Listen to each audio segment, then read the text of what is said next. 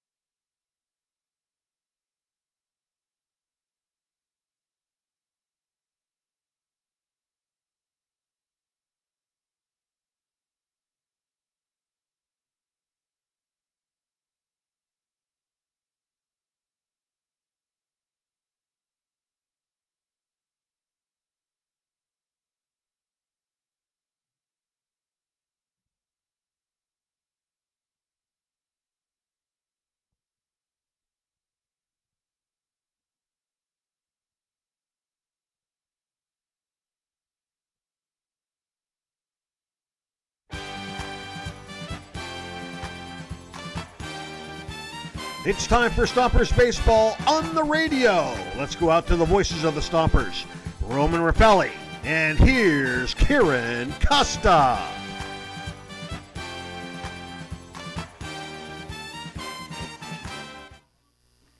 Zach Pace and the Sonoma Stompers took a 2-game win streak into yesterday's off day and look to keep it rolling right back here at Monte Vista.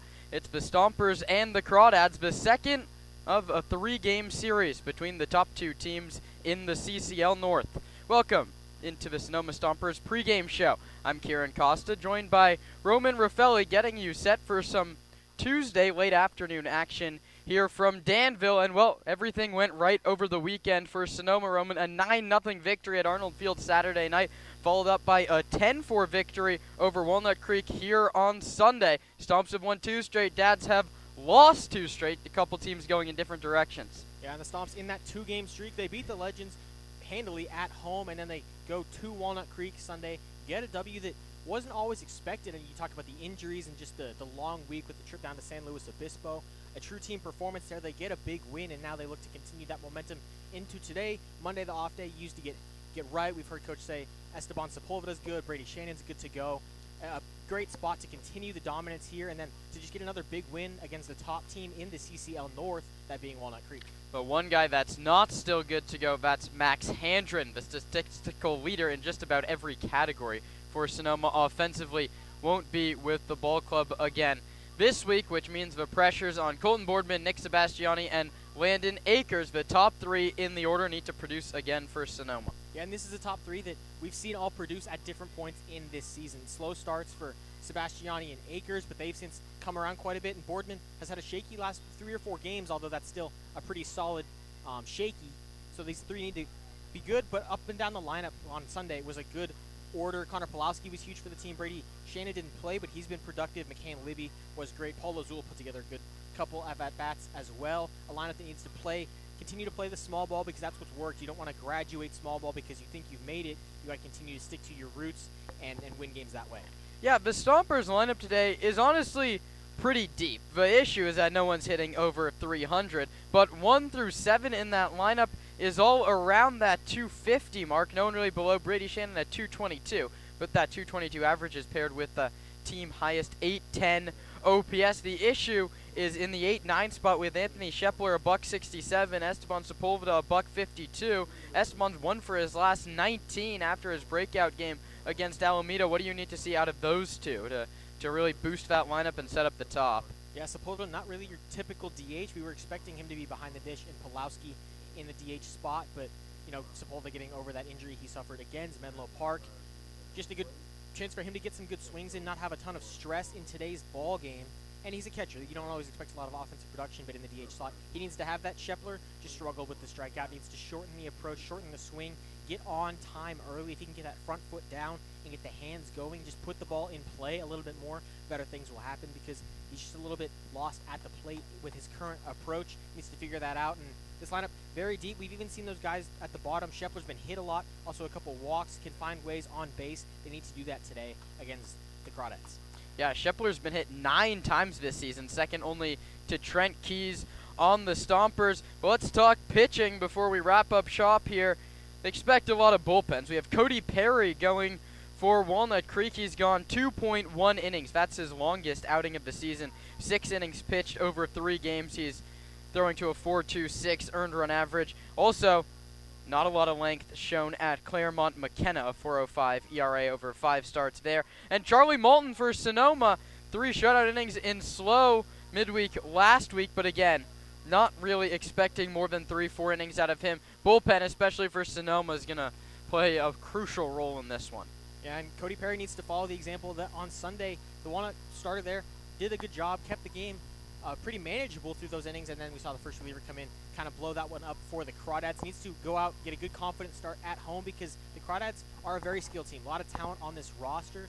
Need to play that way with that mindset. It felt like the later we got into Sunday's game, that mindset kind of disappeared. They tucked the tail a little bit, just didn't quite have the confidence to go up against the Stomps. And for Charlie Moulton, continue to build success. You were great against Slow last week. You need to continue that here. Be confident, but stay in your skill set. Know that you're not going to go out there and strike out 15 through 5 innings and be, lights out on the mound. Pitch to contact, let your defense roll a couple, and be good. Give your team a good start on the road. Yeah, we're just about ready for the anthem and first pitch, so we got to roll quickly through Roman's radar. Let's start with a look behind enemy lines and the home team, Walnut Creek. Yeah, for me today, it's going to be Joey Donnelly. Played a good first base on Sunday. Had a solid day at the plate. Needs to have a better one today. Now playing right field. Can really sit back, hit the ball, show some power, and get his team a big win. Let's finish up with Stomp Watch Sonoma. This is the lineup we've seen just about every day. Yeah, for me, it's going to be Paul Lazul. He had a great day on Sunday. Had a couple key at-bats there to really put his team in a good spot. He also had 3 walks, and the sack bunt was always crucial. He needs to have another big one today. Well, it's time for the anthem, so we'll step aside and be back with first pitch between Sonoma and Walnut Creek after this. The Sonoma Stompers are tail-wagging happy to have partnered with Pets Lifeline. Pets Lifeline offers several programs for pet owners in Sonoma, from dog training classes to spay-neuter and microchipping.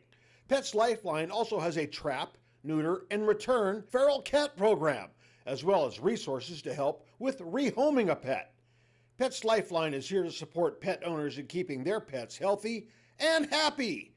Pets Lifeline is also hosting Bark in the Park on July 28th, so you can bring your pet to a Stompers game. Pets Lifeline and the Sonoma Stompers, proud partners. The Sonoma Stompers are proud to have teamed up with Park Point Health Clubs this season. Let Park Point's innovative fitness and lifestyle programs improve your quality of life through our Focus 30/30 nutrition and training program. Or take Pilates classes, learn kickboxing, get back on the bench with our weight training program. We have personal trainers and, check this out, we even have childcare to help you create the time to become the best you can be. Park Point Health Clubs are located in Santa Rosa, Healdsburg, and right here in Sonoma. Park Point Health Clubs and the Sonoma Stompers, proud partners.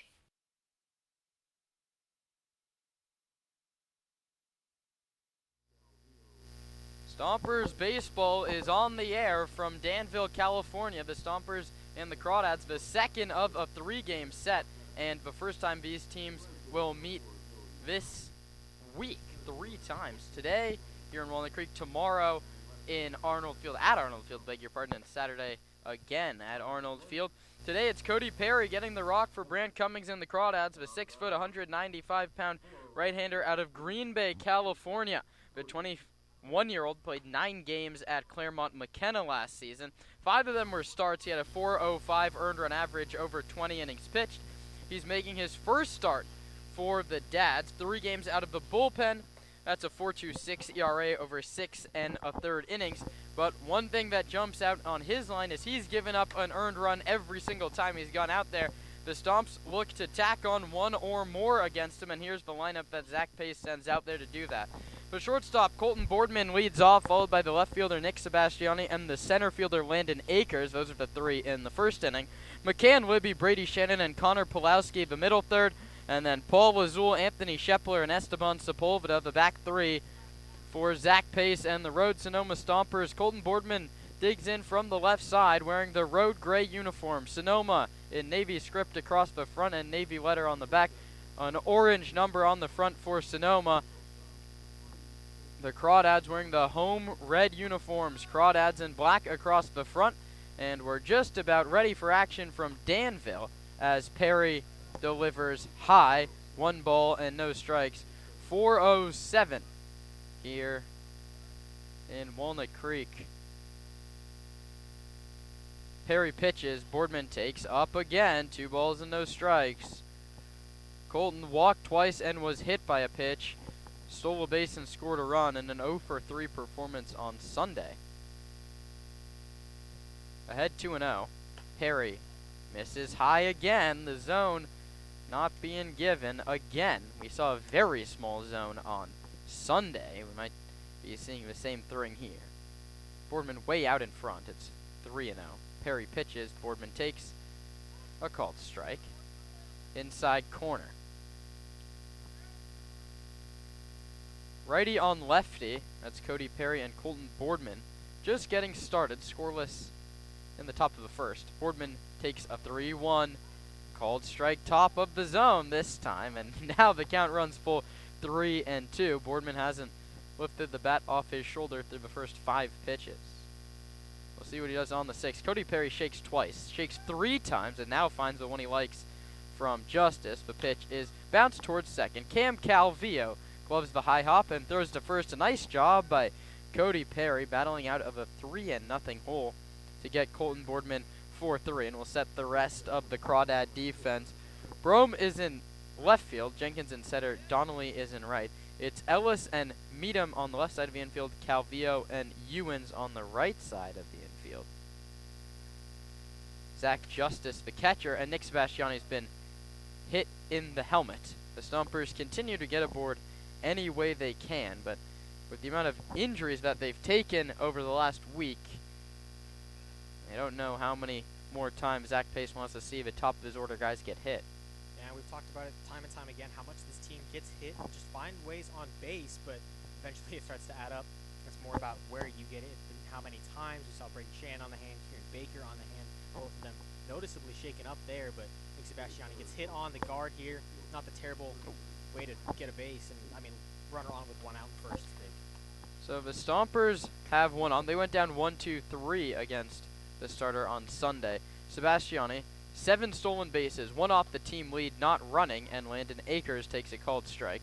A .279 average, a .371 on base for Akers, swinging a hot bat lately, 6 hits in his last 4 games for the right-handed hitter out of Bellarmine. The Louisville, Kentucky native digs in from the right side and takes outside. The count's 1-1.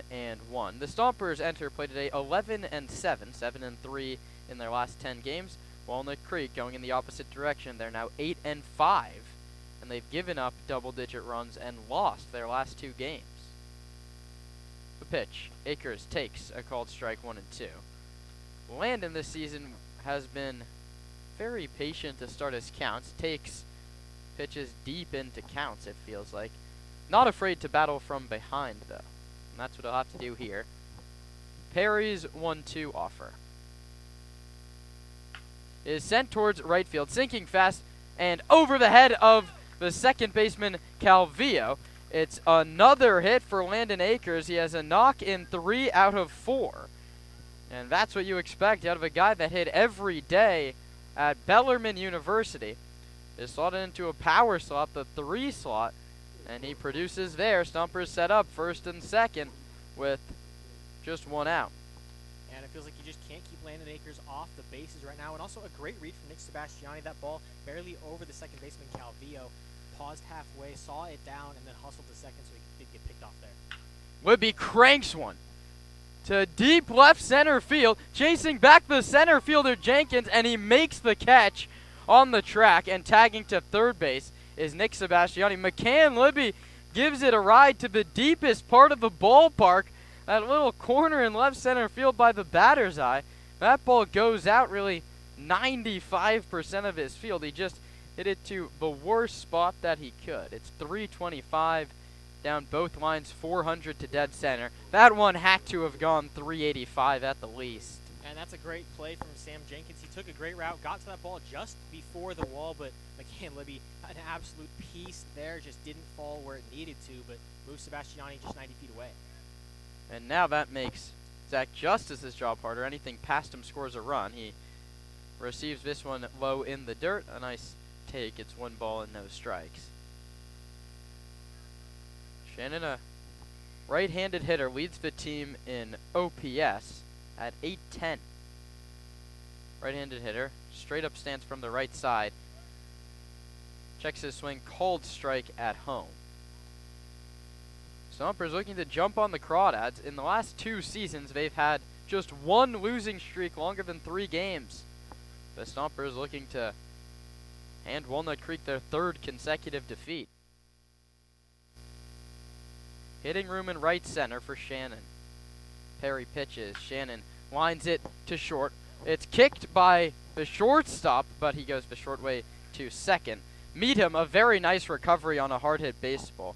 It goes 6-4 on the fielder's choice, and the inning is over. No runs on 1 hit and 2 left for Sonoma. We're scoreless heading to the last of the first on the Sonoma Stompers Radio Network.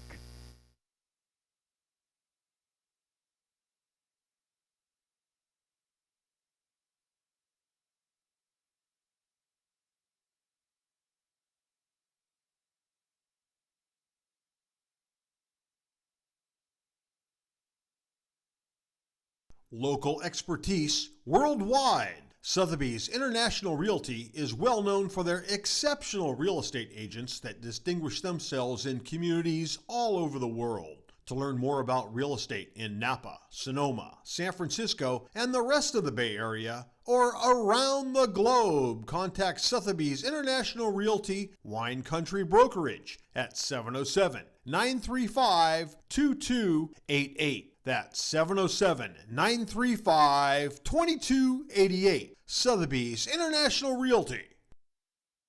The Sonoma Stompers are excited to have Jacob's Restaurant providing all of our concessions this season.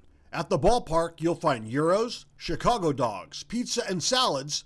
But in their restaurant, you'll find an outstanding menu featuring the best Mediterranean-style offerings in town. Seafood linguine, chicken piccata, ravioli, risotto, pizza, and so much more. Don't forget to try their desserts. Jacob's Restaurant is located on 1266 Broadway, right next to Traintown. Jacob's Restaurant and the Sonoma Stompers, proud partners.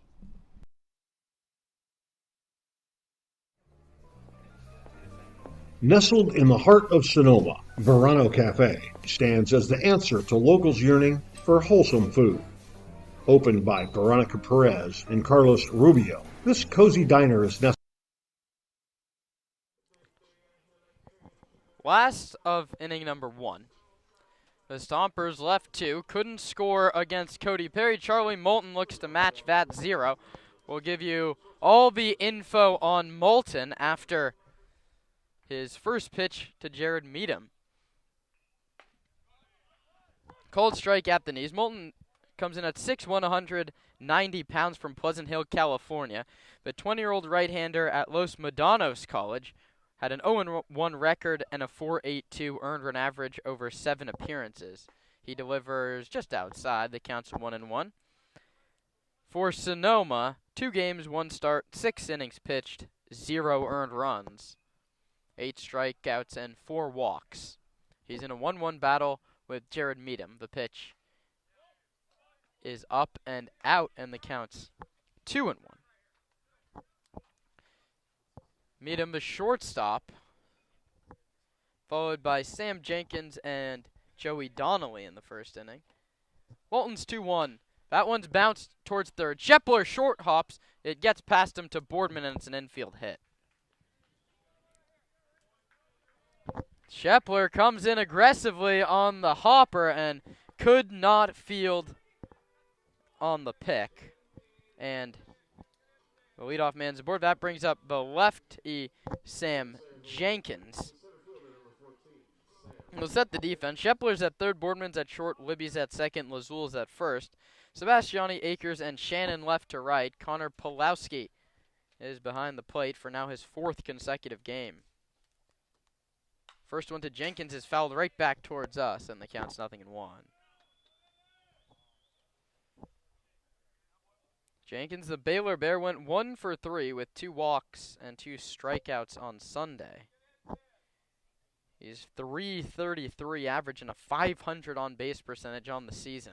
So it's either this at-bat or next at-bat. Runner goes, and Pulowski can't squeeze it. It's going all the way to the screen, and thank goodness for Sonoma that Jared Meadham dove headfirst into second base, or else he would have been able to take third. You probably credit him with a stolen base there, even if Pulowski squeezes that. That one was stolen off Moulton, and the Crawdads have early trouble. We'll see if Brant Cummings, the manager and third base coach, sends him on a line drive to the outfield. Coach Nicholson over at first for the Crawdads. Moulton working in some early trouble. Gets the sign he likes, checks second, comes home. Jenkins swings and misses, fastball high. So Meadham's on second, Jenkins is up, then it's Donnelly, Justice, Ewens, Broham, Wilson, Ellis, and Calvillo. Those are the opening 9 for Brant Cummings and company, looking, as I've mentioned, to snap a 2-game skid. The pitch is grounded to second base. Libby fields on the outfield grass and throws to first. That moves the runner to third base. And we'll see if Zach Pace brings the infield in. You'd think he does not in a 0-0 game. Would be an uber-aggressive play if he did. Lazul's even with the bag. Shepler's even with the bag. And here they come. Wow.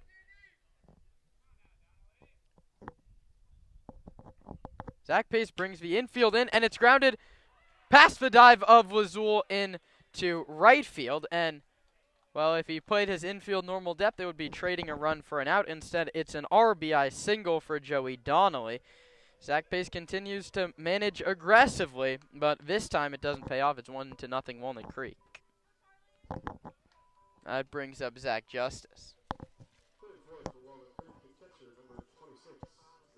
Zach Justice in the cleanup spot today, despite being 1 for 13 on the season. And Moulton checks back on first base. A low throw is corralled by Lazul. On Sunday when we were here, the Crawdads got the first run and the Stompers got the next 10. So they'll look to do that again today. That starts with Moulton getting out of this inning at just a run, and he'll have to do it from behind Zach Justice. Counts 1 ball and no strikes. 1-0, Crawdads lead, 1 out, bottom of the first inning. Moulton pitches. Popped up. Back to Moulton, but it's not going to matter. A balk was called before the pitch. So to second base goes Donnelly. An out's taken off the board. And there's a runner right back in scoring position with 1 away.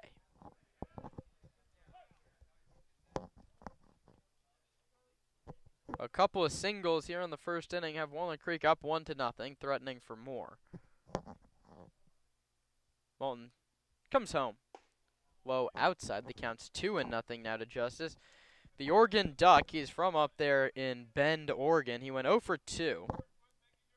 Sporting the Oregon green on the baseball team. He's 1 for 13 with a strikeout. He's yet to have an RBI, but he has a golden opportunity with Donnelly at second. And Charlie turns and lobs it to the second baseman, Libby. Maybe one where you don't have to make the throw.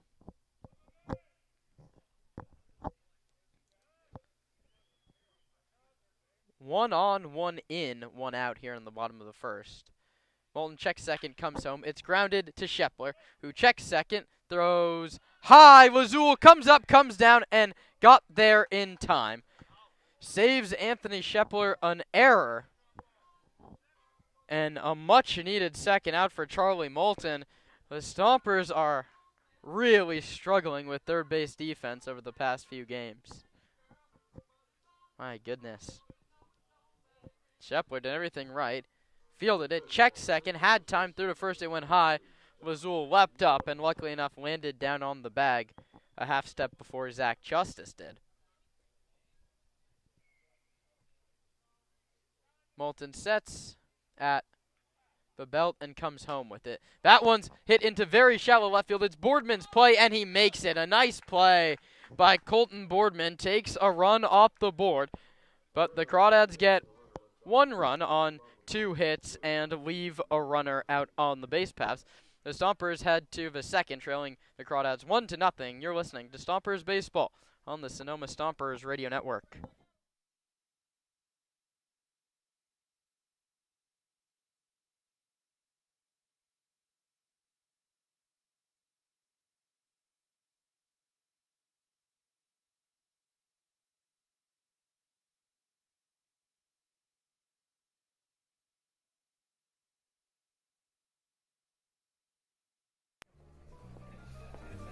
Nestled in the heart of Sonoma, Verano Cafe stands as the answer to locals yearning for wholesome food. Opened by Veronica Perez and Carlos Rubio, this cozy diner is nestled conveniently at the crossroads of Highway 12 and Verano Avenue. At Verano Cafe, breakfast, lunch, and dinner are experiences crafted with love and local ingredients. Each dish is a symphony of taste. But Verano Cafe isn't just about breakfast. Their lunch menu features favorites like fish and chips and classic French dishes catering to all tastes. Dinner includes house-made pasta dishes and elegant entrees. What really sets Verano Cafe apart is its commitment to quality and community. With locally sourced ingredients and a dedicated team that feels like family, Verano Cafe offers a warm and welcoming atmosphere. Whether you're a Sonoma local or a visitor, Verano Cafe promises to Connor Pulowski leads off the top of the second inning. Sonoma trails 1-0, and he swings and misses. It counts 0-1.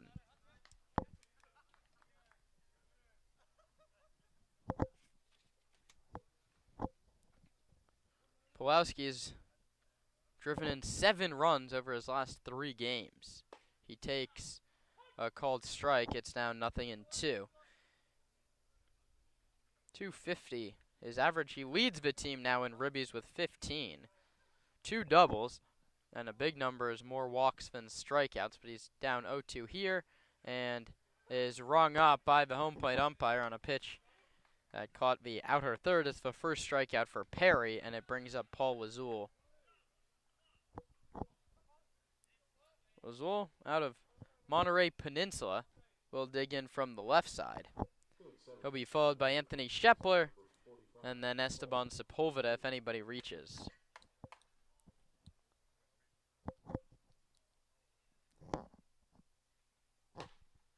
Wazul swings and misses, and that's now 4 straight strikes from Cody Perry. Perry comes home, swing and a miss. That's now 5 straight. And time to battle for Sonoma. Was a left-handed hitter against Perry, a right-handed pitcher. Was a 267 hitter. Perry winds and fires. Lazul takes high 1-2. So no immaculate inning here in the second for Cody Perry. We almost saw an immaculate inning in Major League Baseball this week, but after 8 straight strikes, Yamamoto of the Dodgers got squeezed on a pitch that looked right down the middle. That's my MLB news for the week, as Lazul takes outside, and he's battled back into a 2-2 count. Perry pitches. Lazul strikes out swinging high fastball. That's back-to-back Ks. And Anthony Shepler will look to keep this inning alive with nobody aboard and 2 outs.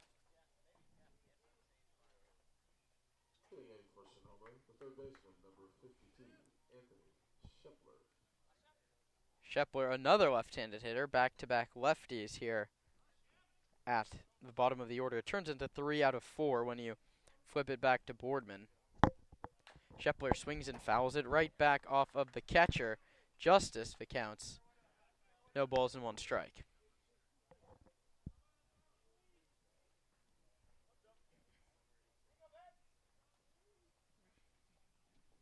The 0-1 offer. Shepler swings and misses, chases outside, and it's quickly 0-2.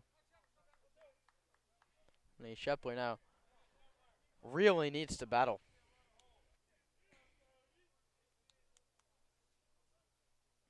The 0-2, high 1-2.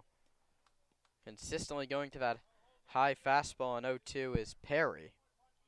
Perry has 6 strikeouts over 6.1 innings that's entering play today. He's now thrown 8 complete innings with 8 strikeouts.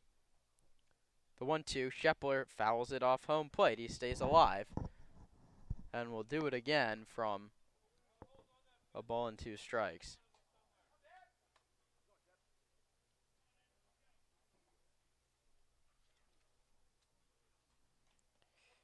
Pulaski struck out looking, and Lazul struck out swinging. Those were the first 2 hitters of the top of the second inning, with the Stompers trailing the Crawdads 1-0.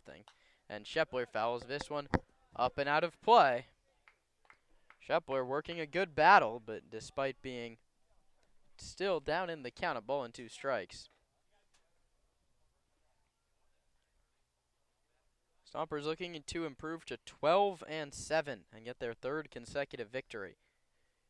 Shepler swings and misses. So Cody Perry strikes out the side in order. We head to the bottom of inning number 2. Walnut Creek comes up, leading Sonoma 1-0.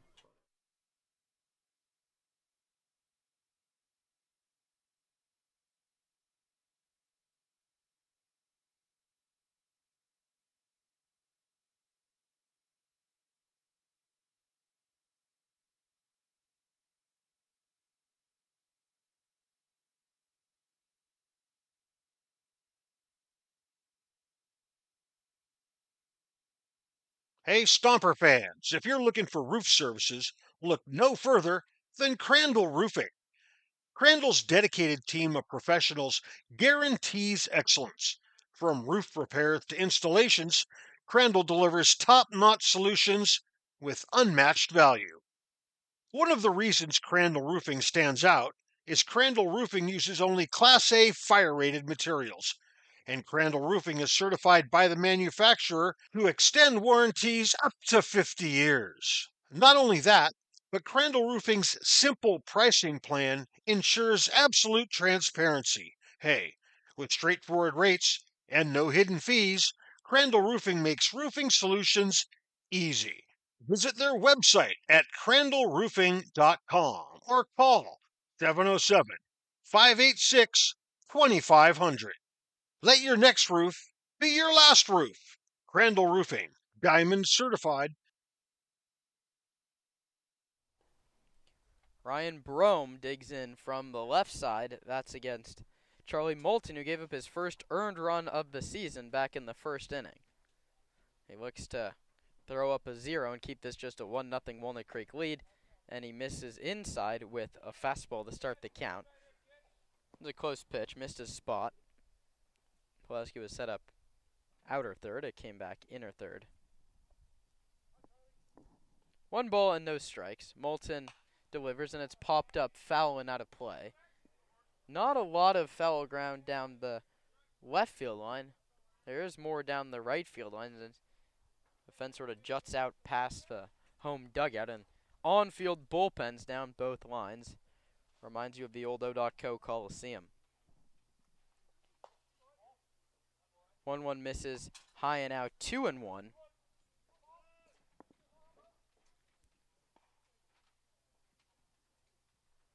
Brome leads off the bottom of the second in a 1-0 ball game, and he's ahead 3-1 with the Dads ahead 1-0.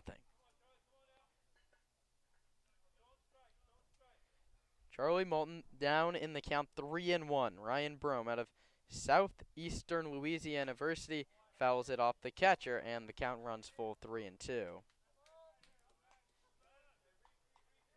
Sonoma beat Walnut Creek here on Sunday, off day yesterday. They play the Dads again tomorrow, 6:05 at Arnold Field. Moulton's 3-2. Struck him out swinging. First K of the day for Charlie Moulton. Gets Brome swinging on a high fastball, and that brings up Brady Wilson out of the University of the Pacific, a two-way guy. Hitter and pitcher. A righty is 4 for 13.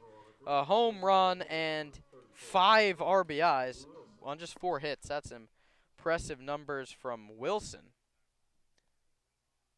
We didn't see him on Sunday, and he takes high 1-0. Ryan Ellis, who was on base 3 times against Sonoma on Sunday, waits on deck.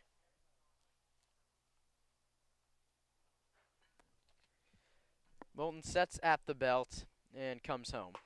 Half swing, yes he did, and it counts 1-1. Nice pitch, high fastball, got him to go halfway.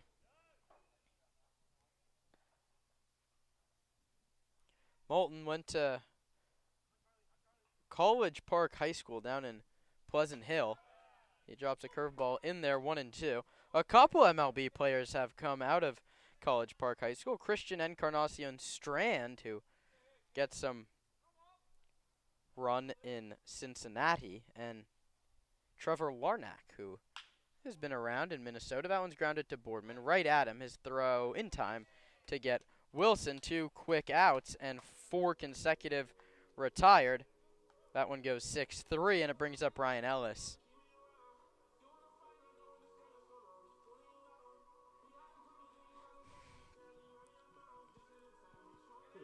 Ellis, one of the lone guys with a low batting average. It's .217 for Ryan.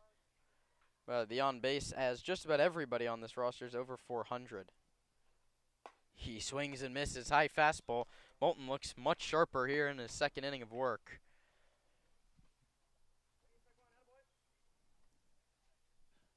We need to toss up a 0, and get the bats back to work. That'll be 9-1-2 due up for Sonoma. Moulton pitches, and the curveball's bounced right to past Coach Nicholson in the first base coaching box. No effort from the Walnut Creek first base coach, who was ejected in the 4th inning of Sunday's contest, arguing balls and strikes from the first base dugout. That's an affair that got contentious early. This one's grounded into the 4-hole. Libby ranges over, picks it up, throws to first. Nice play. McCann Libby ranging into the hole. He retires Ellis. 1, 2, 3, go the Crawdads. It's Sepulveda, Boardman, and Sebastiani due up in the 3rd. Walnut Creek 1, Sonoma nothing on the Stompers Radio Network. Flybird Margarita is our new and delicious cocktail that's ready to go, no bartender needed. Flybird Margarita is crafted in Mexico with 100% Mexican agave wine.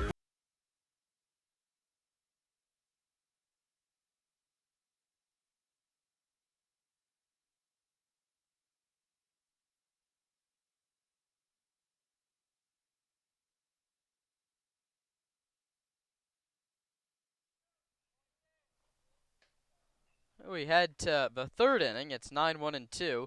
Sepulveda, Boardman, and then Nick Sebastiani will be the 3. Esteban, 152 average, 310 on base, 2 doubles, a home run, and 6 RBIs. All 3 of those extra base hits came in one game. That was early last week against Alameda. He swings and misses, nothing in one. To Perry, who's retired the last 5 Stompers that he's faced. The last 3 have gone down via the K. But there is milling around down in the right field bullpen. Sepulveda hits this one to very shallow center field. It's Meadham going out. Meadham still going out, and he makes the catch in center field. My God, that's not a play that had to be that difficult. Should have been the center fielder Jenkins' ball, but either way, Sepulveda's retired. It goes F6. I mean, that was just a true fly ball off the bat of Esteban, and that flips the lineup back to Colton Boardman. Stompers have been great away from Arnold Field this season, 5-2. When playing on the road, they look to build on that here. They're down 1-0, and Boardman is down 0-1 in the count. Squared to bunt, pulled it back, but it was a called strike anyway.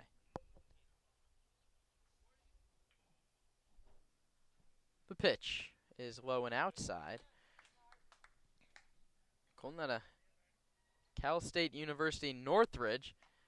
Him and his teammate Nick Santavanez living together this summer, but no longer teammates. Nick Santavanez gets the bump to Cal State Fullerton. He committed 2 days ago after that 5 shutout innings he pitched on Saturday. So congratulations to Nick. He'll be playing for the Titans come this fall.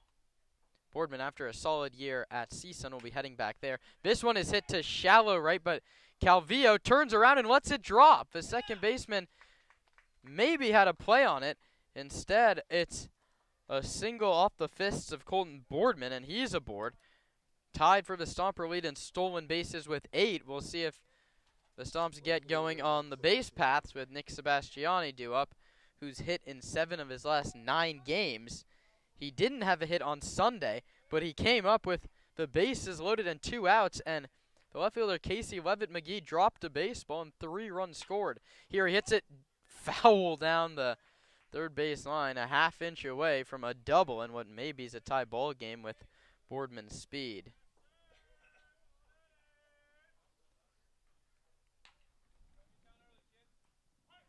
There's now real action in the bullpen down for Walnut Creek.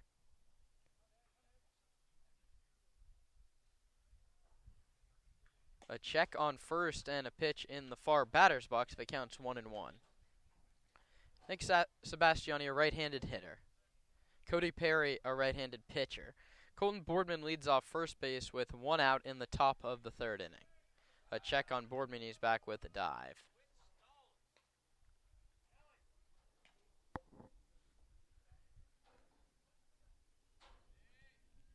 Cam Krogan seems to be the man up in the bullpen for Walnut Creek. He pitched the 9th inning against Sonoma 1-2-3 9th inning on Sunday, despite what was a lopsided scoreline.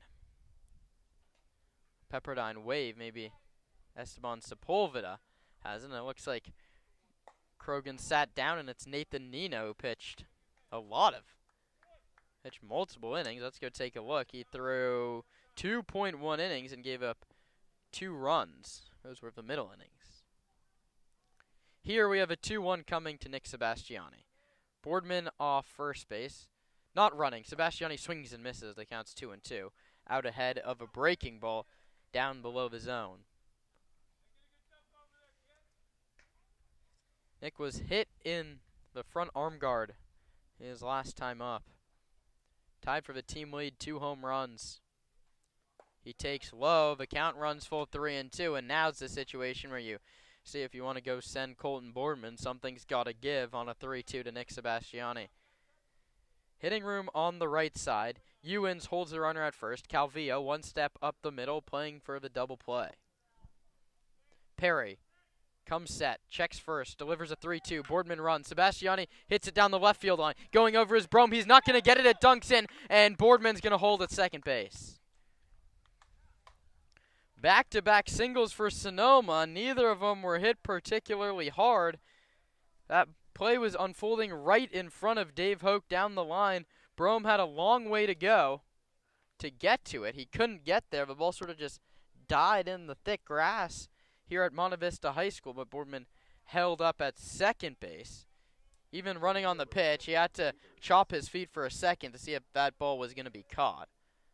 Maybe a perfect read from him. He's at third base, but no matter now. It's 2-1 with 1 out for Landon Akers. Boardman at second, Sebastiani at first. The pitch to Landon outside. 1 ball and no strikes.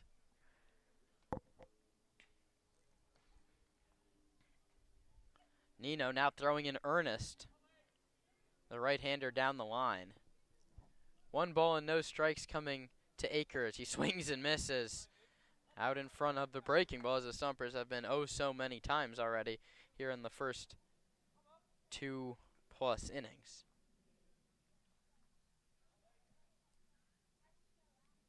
Akers plays center field for Sonoma, played shortstop at Bellarmine. Boardman runs. It's lined softly to the left side. Backhand by Meadham. He's going to hold it. He has no play. The base is full of Stompers on 3 straight softly hit singles. And that brings up McCann Libby, who tattooed a baseball to deep, deep center field. But it was run down on the track by Jenkins. The same thing here would tie up this ball game. And Dustin Cheney's going to head to the mound. He'll be joined by Zach Justice, and he's not going to end the entire infield. Now, he's not going to make a pitching change, but a good time to settle down Cody Perry, who really hasn't done much wrong this inning. Boardman just power on power. A pitch that beat him on the inside third of the plate was strong enough to just fist it over Calvillo into right field. Nick Sebastiani went with sort of the same thing. It wasn't a true barrel, but it just dunked in down the left field line. And then with the runners going, the defense was in all sorts of motion. So when Akers hit a soft line drive that one hop to meet him, he had no play. So that sets us up as we stand now. Boardman at third, Sebastiani at second, Akers at first. All 3 1-out singles. Libby 0 for 1, flew out to center last time up. Held the team's RBI lead up until Sunday, when a big day from Pulowski catapulted Connor to that lead spot, 15 ribbies. Libby has 13 behind him, but 3 out on the base paths. The first baseman, Ewens, playing in front of the runner, Akers. Middle infield double play depth. Ellis, 1 step towards the bag and deep at third. The pitch, Libby takes. Outside corner called strike 1. Stompers need a ball to the outfield. The Crawdads need a strikeout or a double play. 1-0. Walnut Creek here, top of inning number 3. The pitch, Libby lines it towards second, and Calvillo catches it on the fly. The turn to first. Everybody is safe. So Libby, for the second time, hits a frozen rope off his bat, but it finds a glove. Calvillo, for a second, I thought he was going to try and knock it down and turn the double play, but the ball was hit too hard to do that. And now it comes up to Brady Shannon. 4 extra base hits for Brady, a double. 2 triples and a home run. Takes up and outside, 1-0. Shannon's whole family's come from Youngstown, Ohio for a few days to watch him play here in Sonoma. Looking to show out in front of his parents and his girlfriend. Has a chance to knock in a couple of runs. The pitch. Shannon hits one high in the air to deep center field. Jenkins chasing back, but he settles under it, and 1 step shy of the warning track, he makes the catch. So the Stompers do not score despite 2 hard-hit baseballs with the bases loaded. We head to the middle of inning number 3. The Stompers, despite loading the bases, trail 1-0. At Ricci Vineyards, we feel that wine and baseball are the perfect pairing, and we are proud supporters of our Sonoma Stompers. Our family-run vineyard has been farming and growing grapes and carneros for over 40 years. We encourage you to witness our wine journey and check out our selection of boutique offerings at RicciVineyards.com.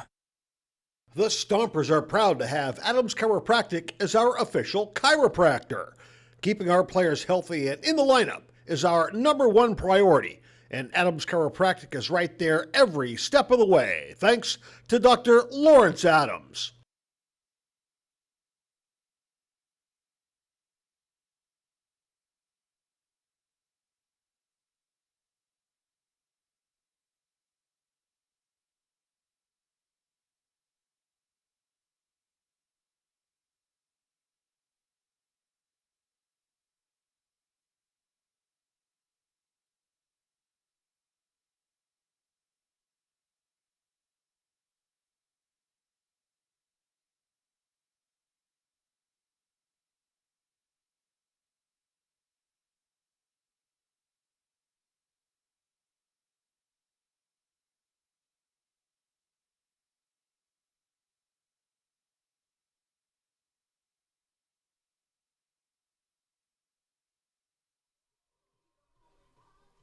Stompers and the Crawdads, the middle game of this road home 3-game set for Sonoma. They took the first game Sunday here 10-4.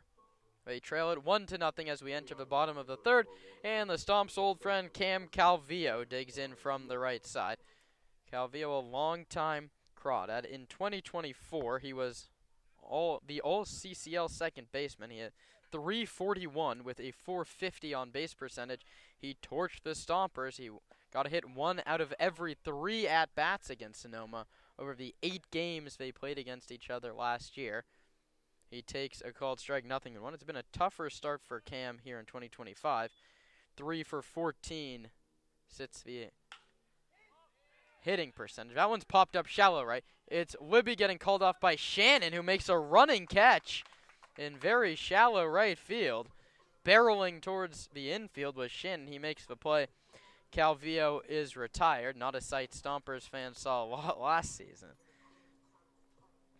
That brings up Jared Meadham for the second time. Meadham singled, stole a base, and scored a run. That was all back in the first inning. Moulton's retired 6 straight. Looks to keep that going against the leadoff hitter right on right. Outside corner, called strike 1.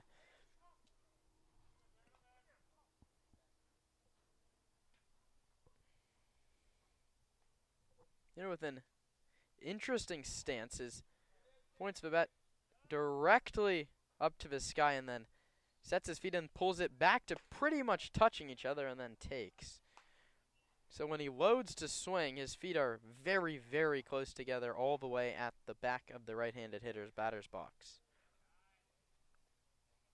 Clearly worked at St. Mary's and worked so far. He hits this one to the right side of the infield. Libby fields and throws. Moulton gets Meadham in his second chance, and now that brings up Sam Jenkins, a lefty, against Moulton. Here, Moulton, you want to get this guy and avoid Joey Donnelly.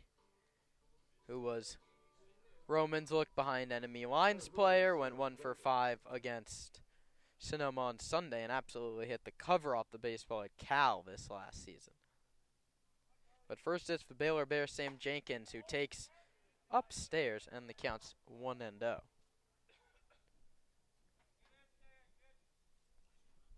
1-0 Crawdads, last of the third. Moulton comes set. Looks in and pitches. That one misses low, and the count's 2-0. Moulton, who the issue, or whatever, however you want to call it, it wasn't really an issue. The only knock on him was the command. He had 4 walks in 6 innings entering today. He doesn't have a walk yet. His 2-0, swing and a miss, 2-1. Jenkins went chasing upstairs. Moulton, a JUCO bandit. In 2024, he was Big 8 All-Conference at Diablo Valley College. He spent last season at Los Medanos College. 2-1 is spoiled foul down the left field line and drops foul. Oh, had trouble written all over it for a second.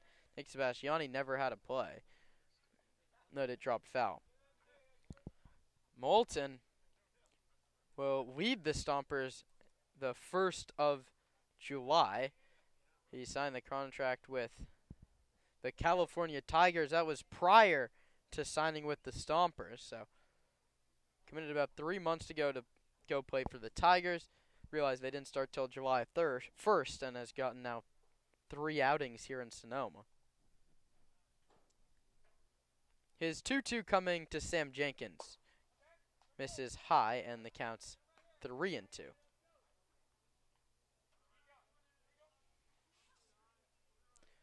Moulton looking to retire his 8th consecutive crawdad. Righty on lefty against Jenkins. The delivery is sent towards center field. Akers has a beat, drifts towards left, and makes the catch. So 8 straight retired by Moulton, but he finds his Stompers down 1-0 when we head to the 4th inning. It'll be Connor Pulaski, Paul Lazul, and Anthony Shepler coming up to bat, and Roman Raffelli takes the microphone for innings 4 At Ritchie through Vineyards, 6 we feel that when wine we and return on the Sonoma Stompers Radio Network. At Ritchie Vineyards, we feel that wine and baseball are the perfect pairing, and we are proud supporters of our Sonoma Stompers. Our family-run vineyard has been farming and growing grapes and carneros for over 40 years. We encourage you to witness our wine journey and check out our selection of boutique offerings at ritchievineyards.com. The Stompers are proud to have Adams Chiropractic as our official chiropractor. Keeping our players healthy and in the lineup is our #1 priority, and Adams Chiropractic is right there every step of the way, thanks to Dr. Lawrence Adams.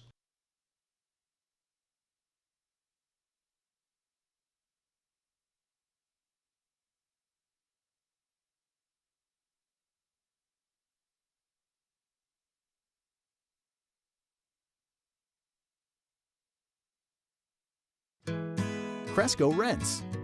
What you need, when you need it. And we show you how to use it. It's simple. You choose it, you use it.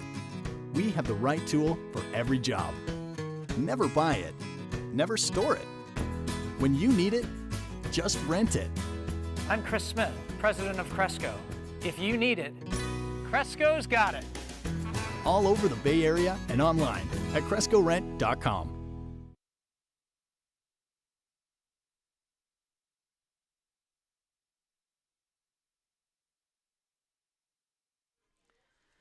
Top of the 4th here on the Sonoma Stompers Radio Network. It's Connor Pulowski, Paul Lazul, and Anthony Shepler, who was struck out in order in the 2nd inning. That was Cody Perry's work. It's now Carson Timothy on the bump for the Crawdads. Timothy, UC Santa Barbara commit, did not get much run his freshman year. Now enters as a sophomore, just an inning and a third so far in the CCL 2025 summer. First pitch misses low and into Pulowski. Timothy from the right side, 6 foot, 190 pounds, the Woodland, California native. Second pitch to Pulowski, misses outside now, ahead 2-0.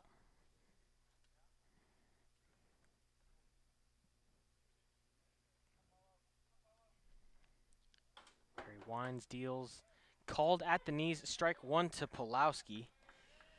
It's 1-0 in favor of the Crawdads. They got that run in the first after a leadoff single from Jared Medham. Now the 2-1 battled back, gets a piece of Zach Justice. It'll be 2-2. Pulowski enters today's game as the newly crowned RBI leader for the Stomps. It was McCann Libby through CCL play, and then a, I believe, 4 RBI effort yet on Sunday gave Connor the lead. The 2-2 popped up to Calvillo at second. He gets a beat and makes the catch. It's 1 gone to start the second.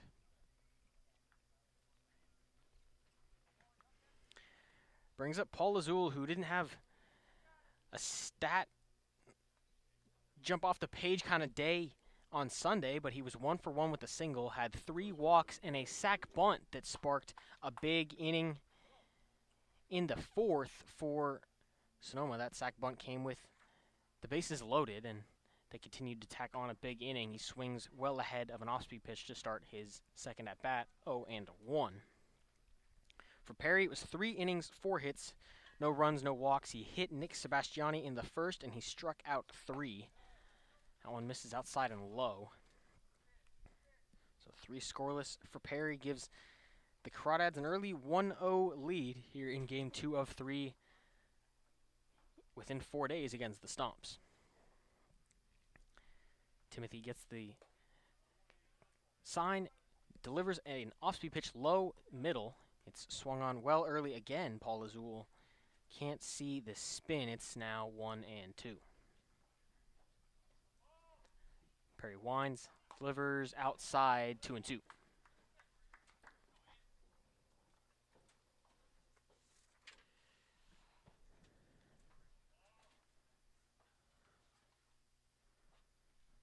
The 2-2 sliced fouled on the third base line. Azul battling here with 2 strikes. Azul splitting first base time with Trent Keys.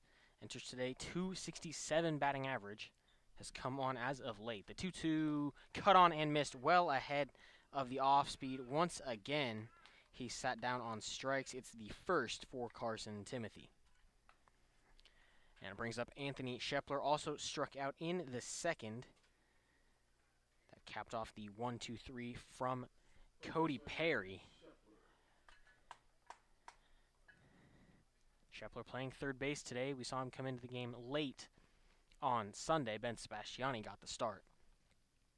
First pitch to Shepler misses high and out.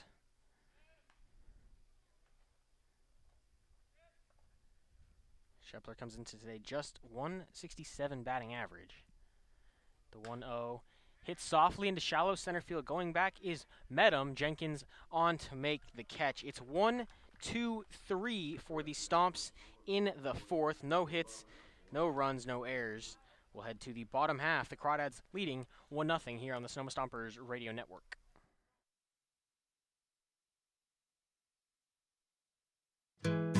Cresco Rents. What you need, when you need it. And we show you how to use it. It's simple. You choose it, you use it. We have the right tool for every job. Never buy it, never store it. When you need it, just rent it. I'm Chris Smith, president of Cresco. If you need it, Cresco's got it. All over the Bay Area and online at CrescoRent.com.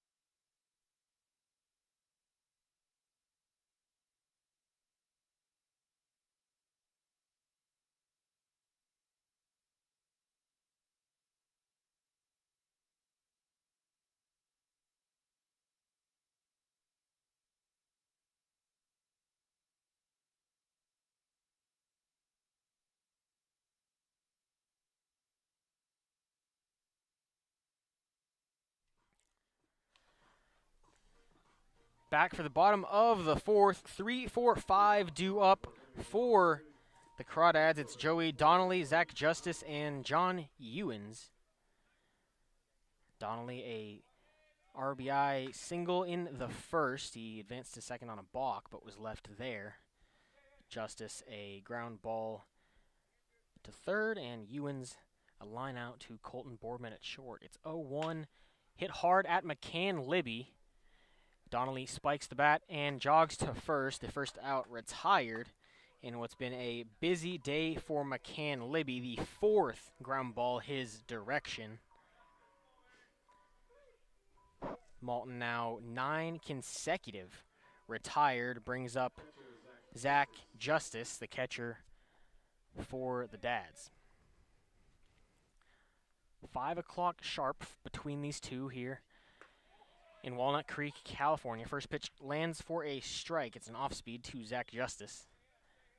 Crawdads ahead, 1 run to none.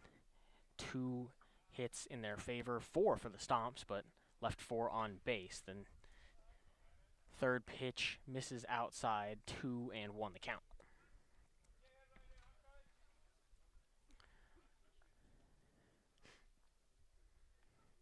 Excuse me, the count is 1-1.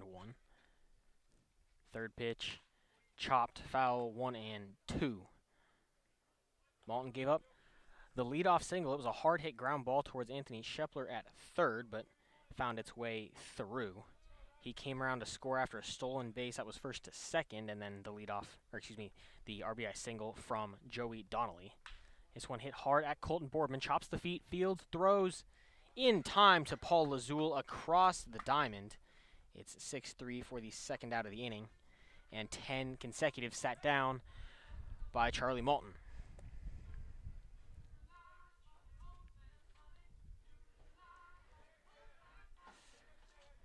Now the lefty John Ewens takes the box. He did not play against the Stomps on Sunday.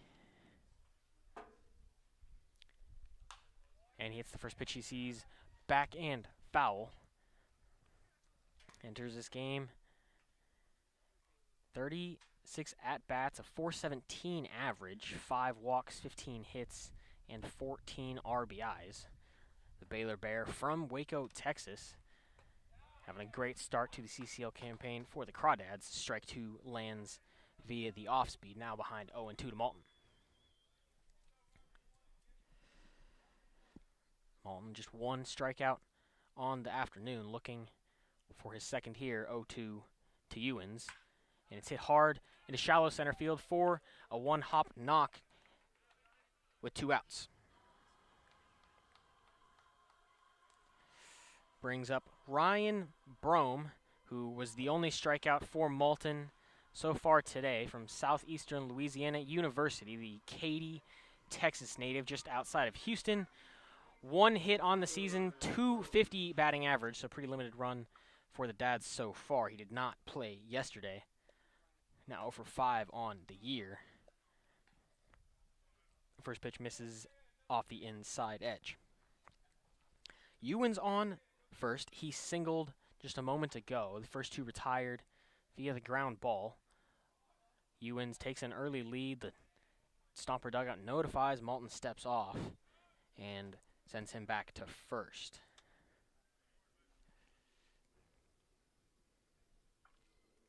Malton set, picks back. Ewens a much shorter lead this time. Back in time. The count 1-0 to Brome. DH Brady Wilson, the two-way player for the Crawdads, is on deck. Lefty Brome swings and misses a hefty swing at a fastball high. Evens count 1-1.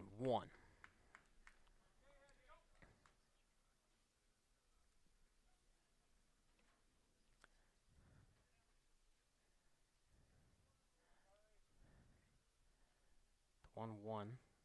Malton takes a look back to first. Still set. Delivers. Swing and a miss.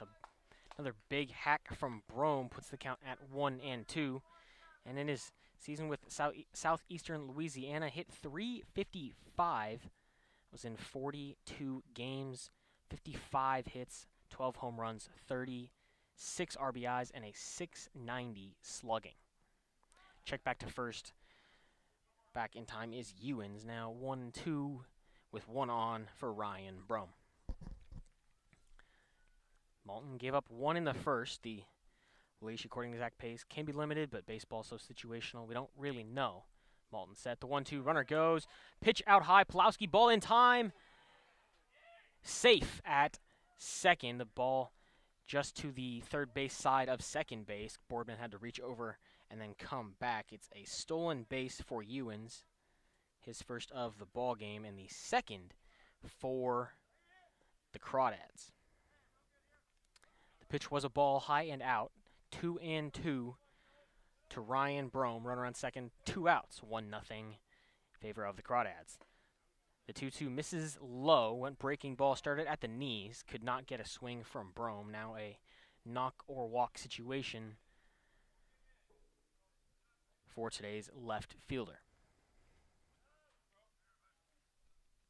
The 3-2 misses inside, runner moves second to third. The ball gets past Pulowski. It'll be runners on the corners, 2 outs for Brady Wilson.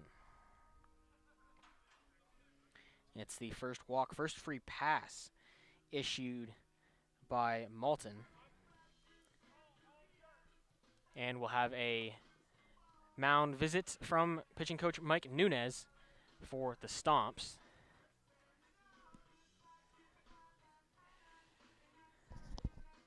Wilson, a two-way player for the Crawdads, plays his college ball at University of the Pacific. Stands in 6'2", 220, the junior from Sacramento, California. In his hitting season with Sacramento City College, he's now transferring to University of the Pacific in the 24-25 spring. 11 hits, 4 of which doubles, 10 RBIs, 2 walks, 13 strikeouts. He got on base a third of the time and slugged .349. The big number there, 13 strikeouts to just 2 walks. Now stands in against Malton right on right. Ryan Brome on first. He just walked. John Yowens singled with 2 outs, stole his way to second, moved up on a pass ball to third. Now runners on the corners, 2 outs, 1-0 in favor of Walnut Creek. First pitch in for a strike, middle and a touch high, but in the zone. Big start for Malton here. The mound visit from Coach Nunez works out, gets a first pitch strike. Was ahead 1-2 to Brome, but lost him to the walk. The 0-1 misses inside, went off speed, but couldn't work it back to the dish. A good miss there. Malton from the stretch looks in, right arm hanging by the belt. Comes set at the belt. Now delivers 1-1. Misses just a touch low. Again, not a bad miss. Now behind 2-1. A pitch there. Fastball low and a touch away. Just working to get a ground ball, which the defense has been perfect on fielding today. That one outside edge, strike number 2, evens it at 2-2, and Wilson did not agree with the call, but exchanges words with the home plate umpire to ask if that was the edge of the zone.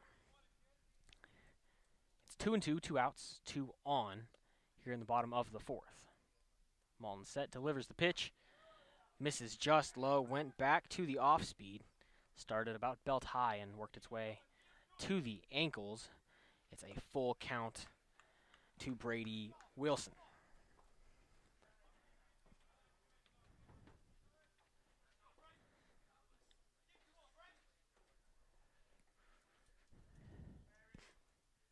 The payoff pitch, fouled back, runners in motion.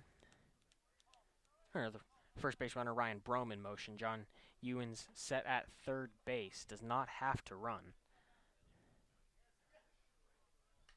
A good spoil there from Brady Wilson, was well ahead of an off-speed pitch from Malton, and that's a big sign for Charlie, knowing 3-2, still confident with the off-speed stuff. Gets a sign from Pulowski, comes set, first and third. The 3-2, swing on, and cut on.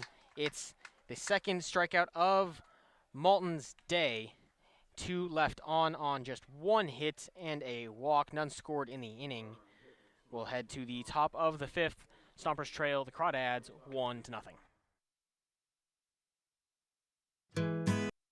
Bashan's original Japanese barbecue sauce was born from founder Justin Gill's multi-generational family recipe that was passed down to him by his Bashan. Now, the multi-generational family recipe has inspired the bold, fresh umami flavor and clean ingredients in all of Bashan's sauces, including their new Japanese dipping sauces. Find Bashan's sauces at your local grocery store today. Bashan's, a tradition of bold, fresh umami flavor, and proud sponsor of the Sonoma Stompers.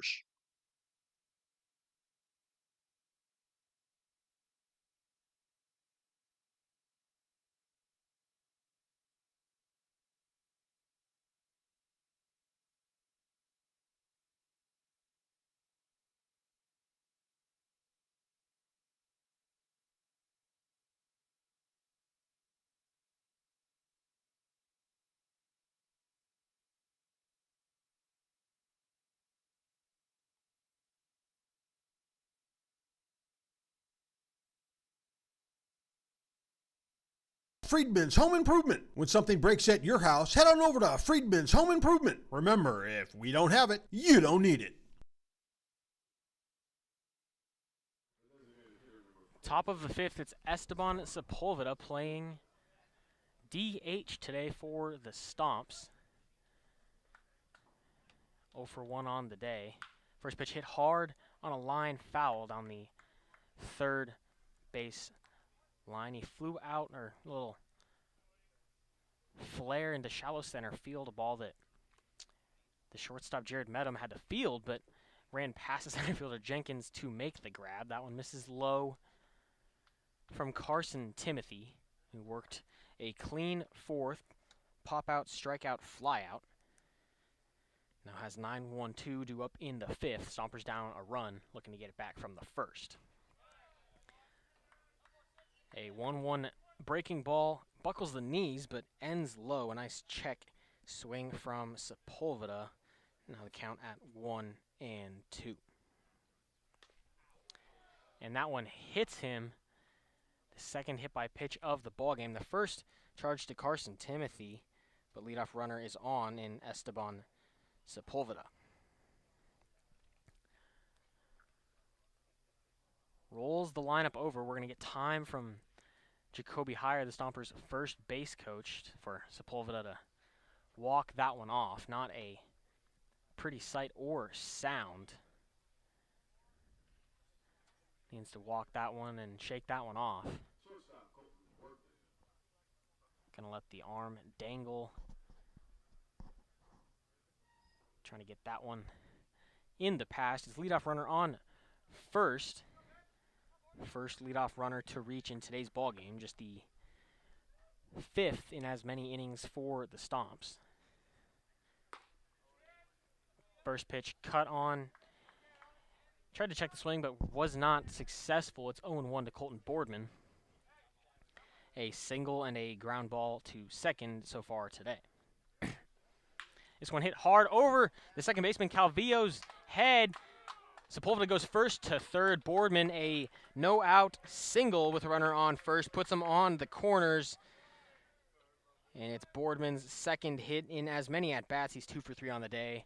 A pair of singles for Nick Sebastiani, who's 1 for 1 on the day, was hit by a pitch and singled.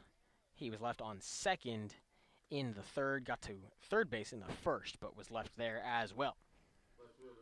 First pitch check back to Boardman. Timothy keeping a close eye there.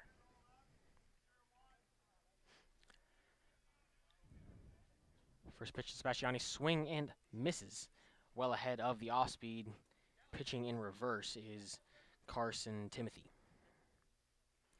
Has worked just an inning into third so far CCL season with the Crawdads. Second pitch thought about it, but checked the swing, did Sebastiani. Timothy's 1 1/3 were shutout innings so far. And they appeal to first, rules in favor of a not checked swing from Sebastiani. It's 0-2 opposed to 1-1. They're going to pick back to first, not in time to get the speedy Colton Boardman. 8 stolen bases on the year. Sebastiani in an 0-2 hole after the appeal to first. The 0-2 misses low. So it's 1-2.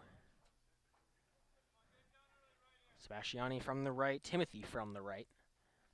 2-1, no outs. First and third, the Dads lead by 1. The pitch to Sebastiani misses about a ball's length outside. Now 3-2 the count. Excuse me, 2-2 the count. First and third, no outs. Cut on and missed. Boardman goes. They check back to third. Sepulveda not back in time, but the throw goes into left field. And they're going to rule batter's interference against Nick Sebastiani. So the runner will have to go back to first. Sepulveda back to third, and the Crawdads have been bailed out on what turned into a throw the ball around the yard moment with 2 on. Zach Pace, skipper for the Stompers in his 7th season, going to have a brief chat with home plate umpire, and they're going to rule Sepulveda out at third as well. So a strikeout turned double play in favor of the home squad. And, well, that's quite the ruling against the Stomps. So the strikeout is the second for Timothy on the day. Sepulveda's cut down at third on the batter's interference. That's what feels like the millionth time the Stompers have been ruled out on an interference call, several at second base on double plays that were avoided, and then the batter's interference here. Check back to Boardman at first, the 5th time, and he's back safely for the 5th time. Akers at the plate. They're going to backpick Boardman here, and he's not picked back. A close play, a nice throw from Justice behind the bag. Akers today a pair of singles. The offense has been productive today for the Stomps. The problem is they haven't been able to finish the job. Plenty of runners on, now 6 hits, just 5 hits, excuse me, but haven't been able to score it. Big swing and miss from Akers, 1-2 the count. In an inning that was first and third, no outs, turned double play on the strikeout from Sebastiani, who was in called for batter's interference. If you're just joining us now, Boardman stands alone at first. The 1-2 misses high and out, 2-2 to Akers. Akers 17 hits entering today's ballgame, now up to 19. Looking for his 20th of the CCL campaign to extend the inning here. Hardline drive foul towards the third base dugout. The Crawdads lead 1-0 through 4 2/3 in the top here in Walnut Creek. The pitch to Akers misses in the dirt, and they say he did not check the swing. The appeal to first not liked by the Stomper dugout, so it's a strikeout for Akers. Ends the inning. The first 2 reached a hit by pitch and a single. Stompers had first and third. A strikeout from Sebastiani, and then a batter's interference call got Sepulveda called out at third base, and Colton Boardman is left on first. We'll head to the bottom of the 5th here on the Sonoma Stompers Radio Network. The Sonoma Stompers have partnered with Crandall Roofing to bring you the Grand Slam seating section. All grandstand seats are now sponsored by Crandall Roofing, the best roofers in the North Bay. Let your next roof be your last roof. Call Crandall Roofing, Diamond certified and proud partners with the Sonoma Stompers. Hey, Stomper fans, if you need tree service, call Arbor MD. Proper tree care is essential for ensuring the safety, health, and beauty of your trees. Arbor MD's tree knowledge and expertise protects your property and enhances its value while also contributing to environmental sustainability and long-term tree health. Call Arbor MD for all your tree care and landscape needs. Nana's estate-grown extra virgin olive oil is made from olives grown exclusively on the property of Vianza Winery. They were hand-harvested and pressed to create Nana's extra virgin olive oil. Go to shop.vianza.com to see why Nana's olive oil is the very best. United States Congressman Mike Thompson, representing California's 4th District, is a proud supporter of the Sonoma Stompers. The Sonoma Stompers invite you to dine at Verano Cafe. Longtime Sonoma natives Veronica Perez and Carlos Rubio listened to the community's yearning for wholesome food and responded by opening a cozy diner nestled conveniently at the crossroads of Highway 12 and Verano Avenue. At Verano Cafe, breakfast, lunch, and dinner are experiences crafted with love and local ingredients. From classic Eggs Benedict to flavorful chilaquiles, each dish is a symphony of taste. The Verano Cafe, part of the Jacobs Restaurant family. Bottom of the 5th, Stompers trailed Crawdads 1-0 through 4. Charlie Malton's day gives way to Lucas Alanis. Malton went 4 innings, 3 hits, 1 run that was earned in the bottom of the first inning. He walked 1, didn't hit any, and struck out 2. Overall, an effective start, just no run support. Gives way to Lucas Alanis, his second appearance this season for the Stomps. First pitch missed low, second pitch hit hard, fouled on the right field line. Alanis plays his college ball at UC Berkeley. The 6'2 senior throws from the right side, 200 pounds. In his one outing with the Stomps was a 6-7 loss to the Blues. He went an inning, gave up 2 earned runs. Pitch outside corner misses. He allowed 3 hits, walked 2 in the 7 batters he faced. The inflated ERA is 18, but that's just an inning of work.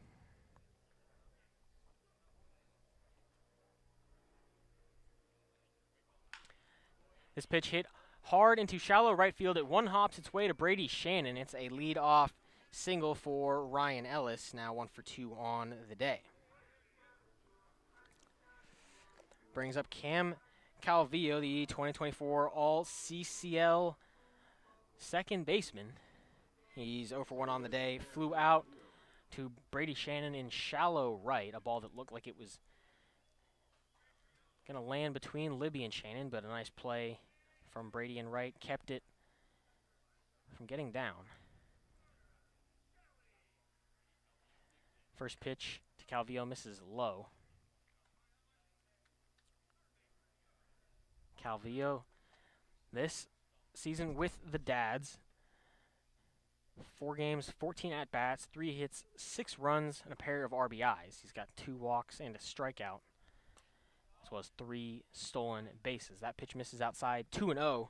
Alanis struggling to find the zone, much like we saw in his Stompers debut with the Blues.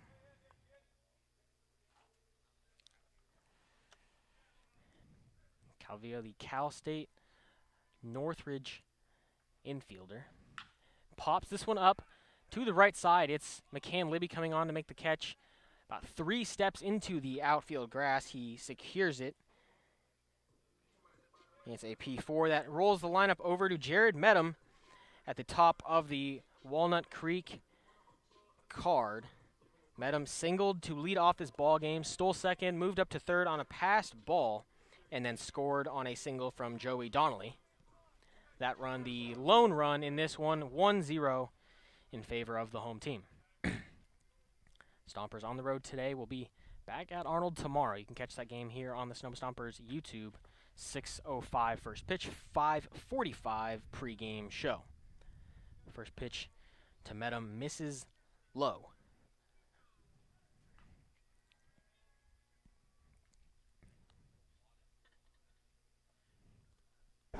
It's 1-0 with one out. They pick back to first. Lazul squeezes it, but no tag.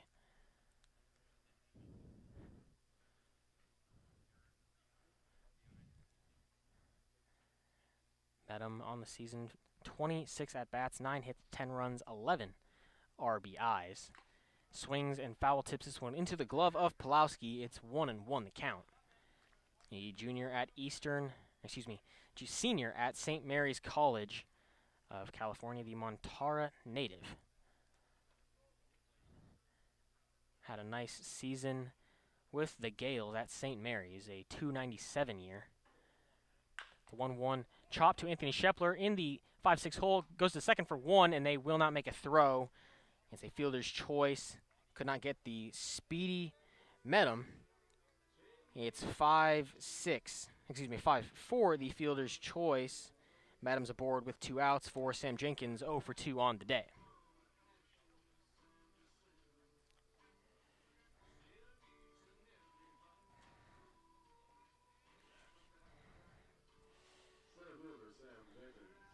Sam Jenkins stands in from the left side. Alanis from the right. Comes set. Doesn't take a look. Medham goes first pitch. Pulowski can't squeeze it. It's a first pitch ball and a stolen base for Medham, now in scoring position, 2 outs.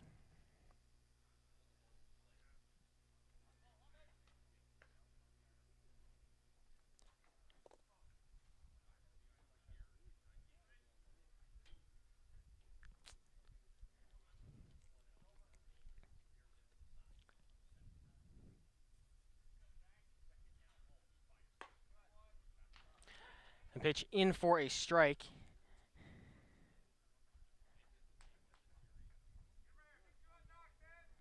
Now 1-1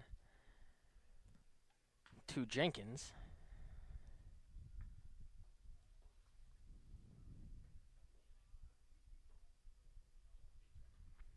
Medham fakes the steal. Pitch fouled off.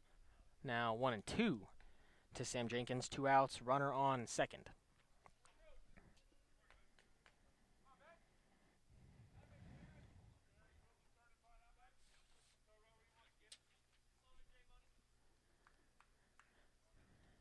One and two, 2 outs. Jared Medham stands on second, 1-0 in favor of the Crawdads. Takes a look back and delivers home. Outside corner, misses low, 2-2. Good battle here from Jenkins. Runner in scoring position, courtesy of a 1 out. Ground ball to Anthony Shepler at third. It just got 1. Stompers unable to turn 2.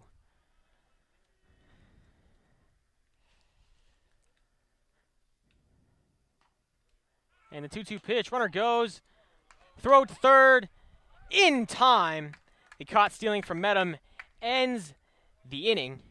And the Stompers get out of the jam. No runs on 1 hit in the inning. We'll head to the top of the 6th here on the Sonoma Stompers Radio Network.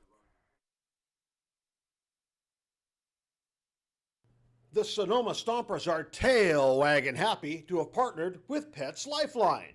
Pets Lifeline offers several programs for pet owners in Sonoma, from dog training classes to spay-neuter and microchipping. Pets Lifeline also has a trap, neuter, and return feral cat program, as well as resources to help with rehoming a pet. Pets Lifeline is here to support pet owners in keeping their pets healthy and happy. Pets Lifeline is also hosting Bark in the Park on July 28th, so you can bring your pet to a Stompers game. Pets Lifeline and the Sonoma Stompers, proud partners. The Sonoma Stompers are proud to have teamed up with Park Point Health Clubs this season. Let Park Point's innovative fitness and lifestyle programs improve your quality of life through our Focus 30/30 nutrition and training program. Or take Pilates classes, learn kickboxing, Get back on the bench with our weight training program. We have personal trainers and check this out. We even have childcare to help you create the time to become the best you can be. Park Point Health Clubs are located in Santa Rosa, Healdsburg, and right here in Sonoma. Park Point Health Clubs and the Sonoma Stompers, proud partners.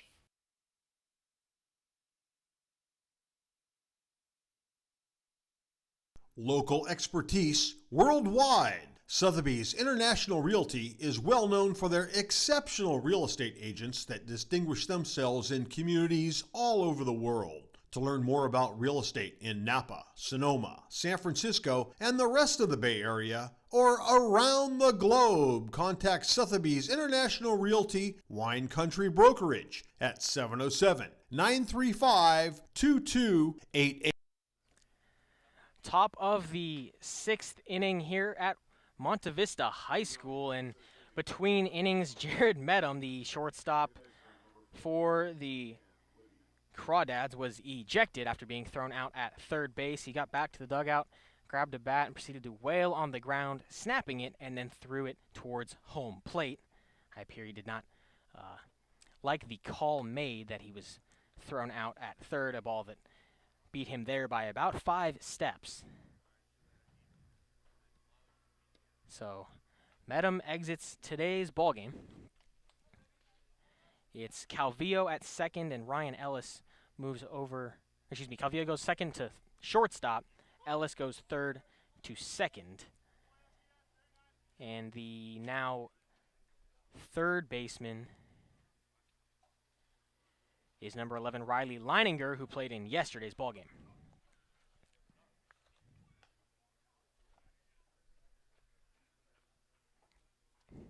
So Leininger enters at third. McCann Libby stands in his third at bat, 1-1. He's hit 2 balls, probably the hardest 2 we've seen all day.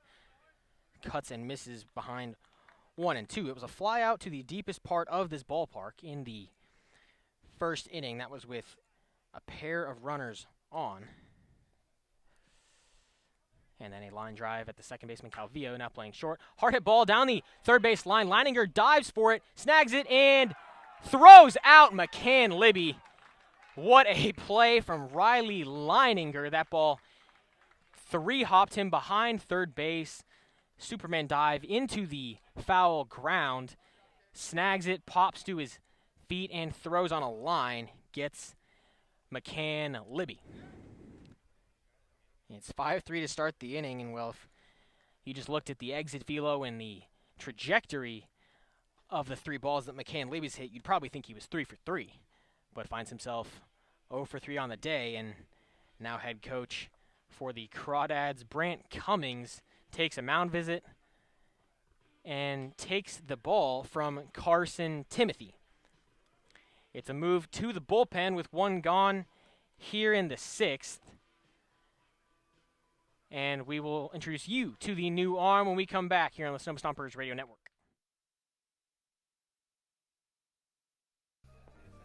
Nestled in the heart of Sonoma, Verano Cafe stands as the answer to locals yearning for wholesome food.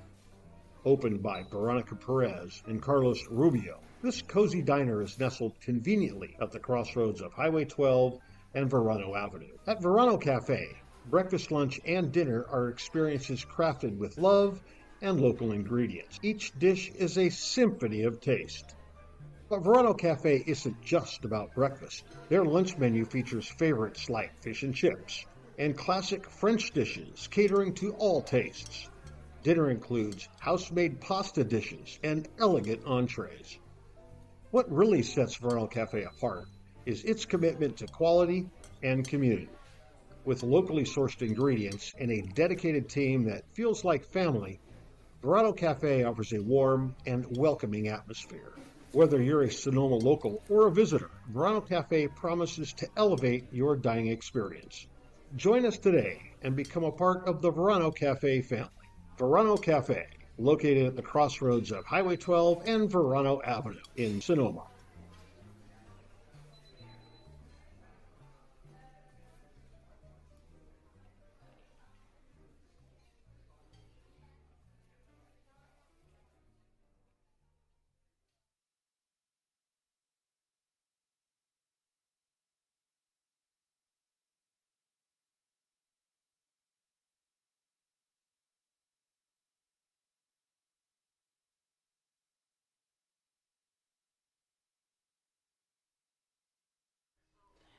New pitcher for Walnut Creek is Noah Zirkle out of West Valley College. His spring season appeared in 6 games, took 1 loss, just 4 1/3, a 2.54 whip, and 4 strikeouts. 9 hits, 8 runs, 6 of which earned. He struck out 4. First batter he will face is Brady Shannon after retiring McCain Libby to lead off the inning. That was Carson Timothy on the bump there. Close his line in just a moment. Brady Shannon on the day, 0 for 1 with a fielder's choice in the first. First pitch, inside edge, called strike 1. Carson Timothy went 2 1/3, gave up just 1 hit, no runs, didn't walk a batter, hit 1, and struck out 3.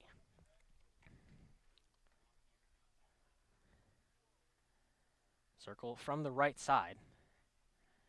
Delivers outside corner, not squeezed, but called strike number 2. Zirkle stands in 6'4", 235. The Oakland, California native this 2025 CCL season, 4 1/3 with a 12.4 ERA. This is his 3rd year with Walnut Creek. The pitch outside to Shannon. Now 1-2. Zirkle thought he had it.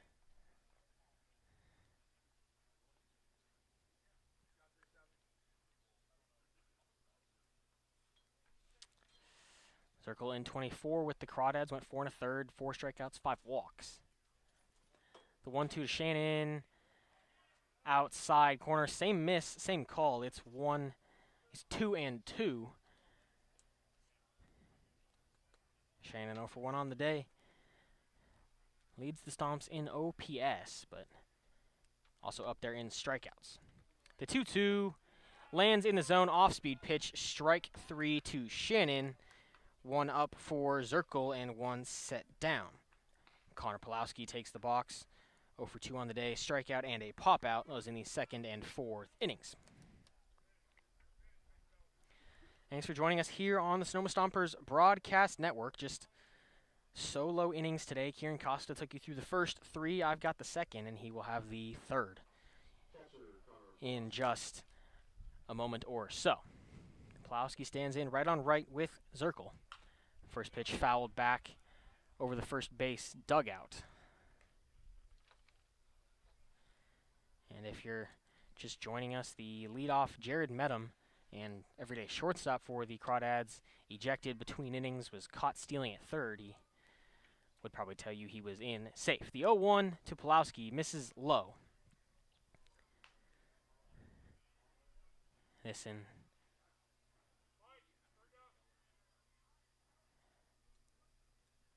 It's 1-1 to Pulowski.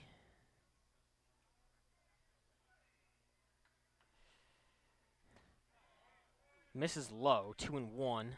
Pulowski entered today 15 RBIs. That leads the team at .250 batting average, and he's also catching his 4th consecutive ball game.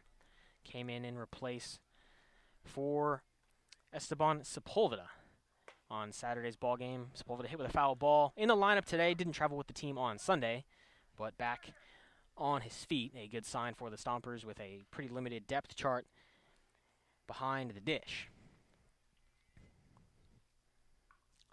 Pulowski ahead 3-1. The pitch from Zirkle misses outside. It's a 5-pitch walk with 2 outs here in the top of the 5th.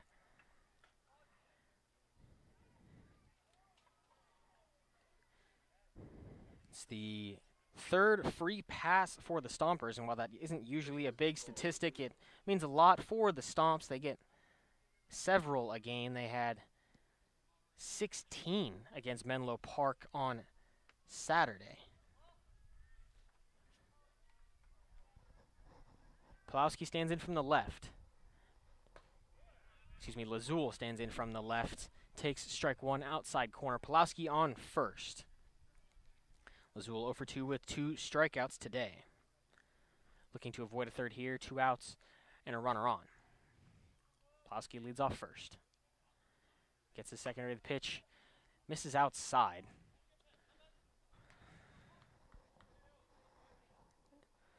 Zirkle 6'4", 235. Doesn't throw with quite the velocity you'd expect from a pitcher with that frame. Comes set, delivers, hit softly into shallow left field. Brome comes on and makes the grab. The Stompers leave a runner on first base. That was a 2-out walk from Paul Lazul. We'll head to the bottom half of the 6th here on the Sonoma Stompers Radio Network. Hey, Stomper fans, if you're looking for roof services, look no further than Crandall Roofing. Crandall's dedicated team of professionals guarantees excellence. From roof repairs to installations, Crandall delivers top-notch solutions with unmatched value. One of the reasons Crandall Roofing stands out is Crandall Roofing uses only Class A fire-rated materials, and Crandall Roofing is certified by the manufacturer to extend warranties up to 50 years. Not only that, but Crandall Roofing's simple pricing plan ensures absolute transparency. Hey, with straightforward rates and no hidden fees, Crandall Roofing makes roofing solutions easy. Visit their website at crandallroofing.com or call 707-586-2500. Let your next roof be your last roof. Crandall Roofing, Diamond certified and proud partners with the Sonoma Stompers.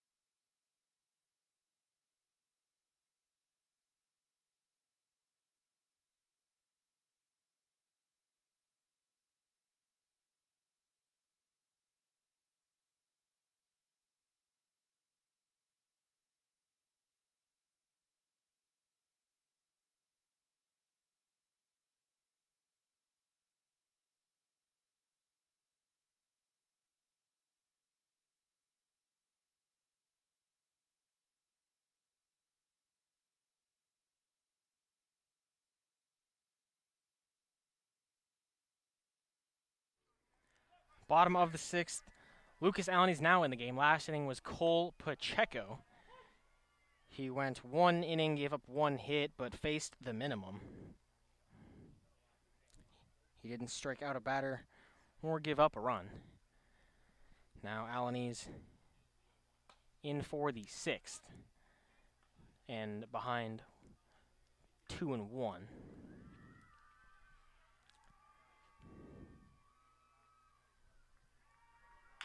This one chopped foul down the first base line. The batter, Sam Jenkins, put up quite the at-bat against Cole Pacheco to end last inning, but when Medham was cut down at third, trying to steal the bag, he was sent back to the dugout. A big swing and miss, strike 3 to start Alani's day. It's 1 down in the 6th.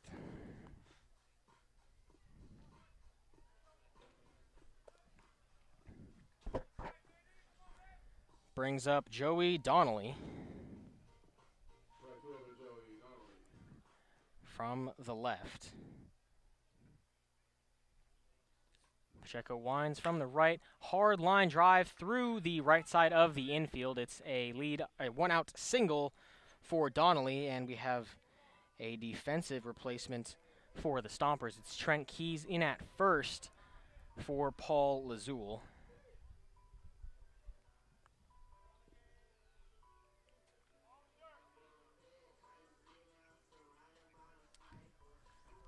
Runner on first, that's Donnelly. Zach Justice from the right side, the catcher for the Crawdads. A 5-3 groundout and a 6-3 groundout in today's ballgame. A block from Pulowski, can't find it.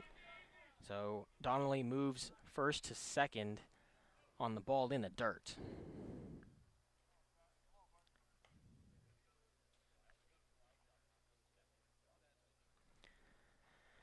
Runner on second, 1 gone. Walnut Creek in search of their first run since the first inning of this ball game, though the one run has held against the Stompers. The pitch hit hard through the left side of the infield. Donnelly not waved home from third. That ball hit on a line through the left side. It's a single from Zach Justice, and it sets up a double play for the Stompers, but a run just 90 feet away with one out. John Ewens takes the box. He lined out to Colton Boardman in the first and singled, but was left on third base in the fourth. First pitch misses low and in.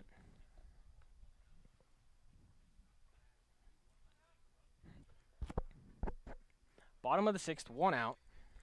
Walnut Creek with a 1-0 lead. His pitch hit hard right at McCann Libby. It's got double play written all over it. The turn at second in time to first. Not in time. It's an RBI fielder's choice to extend the Crawdads lead 2-0.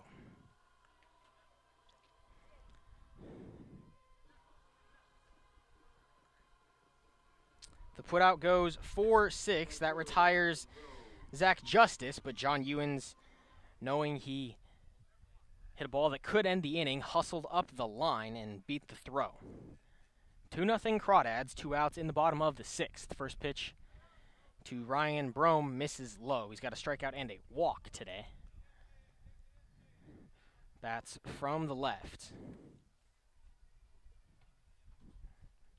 One of 6 lefties in the lineup today. Fouls that one back. 1-1 the count. And a lengthy lead from Ewens. He started his secondary a bit early, but Alanese was in his motion enough to not be able to pick back. Alanese now takes a look to first, checks the runner, set at the belt, and delivers. Popped up foul down the third baseline. Now 1-2 the count.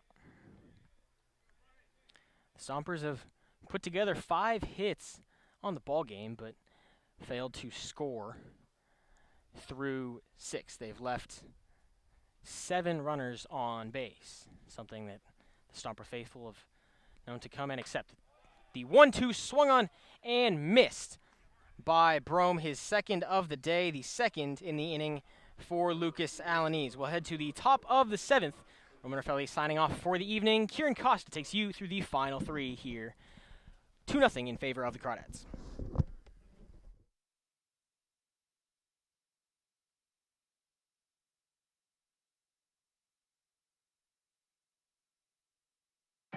Flybird Margarita is our new and delicious cocktail that's ready to go, no bartender needed.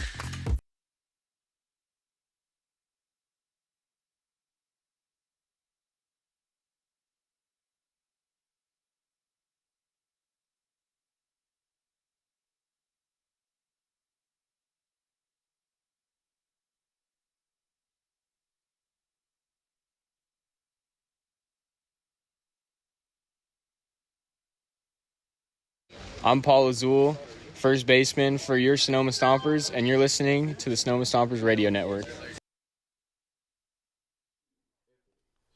Anthony Shepler, Esteban Sepulveda, and Colton Boardman go 8, 9, and 1. Well, it's Esteban Sepulveda's spot. It's Gideon Hahn out in the on-deck circle for Sonoma. So lefty, lefty, lefty against the righty circle, who drops a spinner in there for called strike.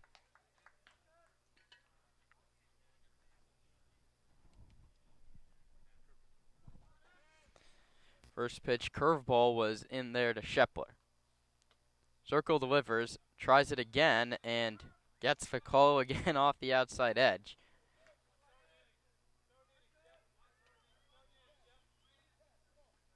So Anthony Shepler has to battle from behind. 1-0 Walnut Creek, top of the 7th. Shepler takes high 1-2. Roman Raffelli took you through the middle 3 innings of play. I have you the rest of the way, with Sonoma trailing by the score of 2-0 after an insurance run tacked on in the 6th. The pitch is a curveball again, misses outside. Shepler struck out in the second, flew out in the fourth. Trying to get things started for Sonoma here in the 7th inning. Zirkle pitches. Shepler strikes out swinging. He went to the fastball. He got Anthony Shepler. That's his second strikeout. And now Gideon Hahn will come in to pinch hit for Sepulveda. And you hope this is just a lefty-righty matchup change, not Sepulveda injured again. He was hit by a pitch back in the 5th inning and then was ruled out on a hitter's interference double play, the first time I've seen that. That brings up Gideon Hahn, who's 2 for 16 with 4 walks and 3 hit by pitches. So that's a 381 on base for Hahn in league action. Right on left. Zirkle delivers fastball outside. 1-0 to Hahn. Los Medanos College as well. Another guy that's leaving before the season comes to a close. First half bat and a bullpen arm. We might see him out of the pen tomorrow. That one's high. And the count's now 2-0. Always works a great approach. A good guy to have come off the bench. You know he's going to give you a battle. The shortstop Calvillo shaded towards the hole, and Hahn takes outside. 3 balls and no strikes. A lot of room up the middle between Cam Calvillo, the shortstop, and second base. Crawdads lead by a pair here in the top of the 7th. Hahn takes outside ball 4. So Noah Zirkle wanted no piece of Gideon Hahn off the bench. It's a 4-pitch walk. And that flips the lineup to Colton Boardman, who already has a couple of singles today. And Dustin Cheney will head out to the mound, working as one of the assistants for Brant Cummings this season.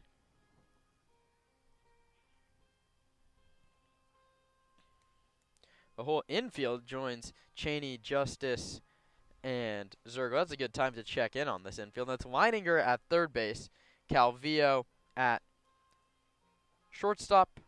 Ryan Ellis has moved to second base, and Ewens is still at first base. So that's the second walk now allowed by Noah Zirkle. And back to the top we go in Colton Boardman, another lefty. So Zach Pace had lefty, righty, lefty do up. He throws Hahn for the matchup in there, and it works. He draws a walk. We'll see if Dustin Cheney can entice some command out of his bullpen arm here. Stompers down 2. Getting blanked through now 6 1/3 innings here in Walnut Creek.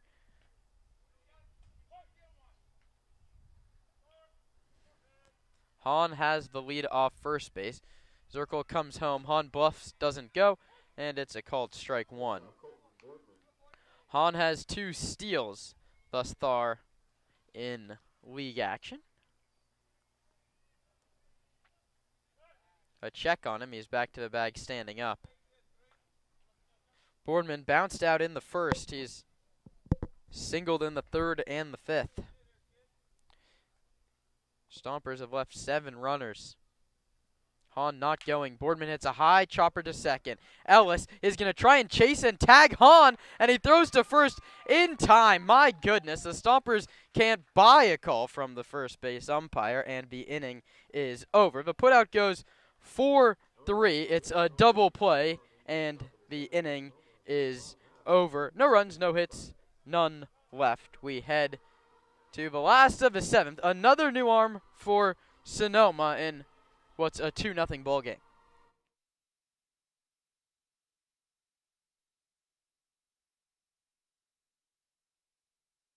The Sonoma Stompers have partnered with Crandall Roofing to bring you the Grand Slam seating section.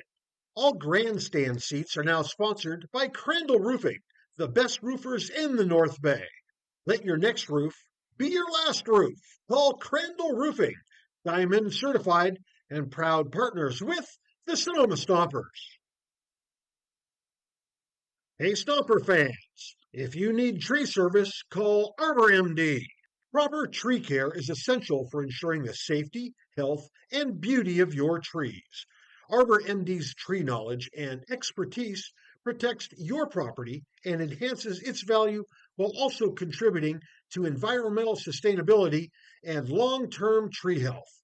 Call Arbor MD for all your tree care and landscape needs.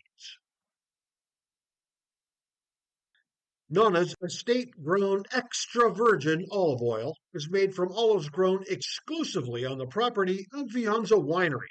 They were hand-harvested and pressed to create Nana's extra virgin olive oil. Go to shop.vianza.com to see why Nana's olive oil is the very best. United States Congressman Mike Thompson, representing California's 4th District, is a proud supporter of the Sonoma Stompers.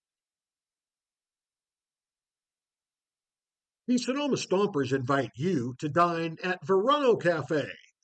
Longtime Sonoma natives Veronica Perez and Carlos Rubio listened to the community's yearning for wholesome food and responded by opening a cozy diner nestled conveniently at the crossroads of Highway 12 and Verano Avenue. At Verano Cafe, breakfast, lunch, and dinner are New pitcher takes the hill for the Stompers. It's Ryan Sayo, a side-winding, almost true submariner. He's a 5'10", 185-pound right-hander out of Sacramento. The 22-year-old has played 2 years at Sac City College, spent the last year at Cal State Fullerton. The Titan will face Wilson, Ellis, and Calvillo, the bottom of the order. And that one's fouled back to the screen. The count's 0-1. Good start by Sayo, who's 1-0 in 3 games. He's given up 3 earned runs over 6 innings of work, 13 strikeouts. That's over 2 strikeouts an inning. Sayo comes home. Whoa, just low. And the count's 1-1.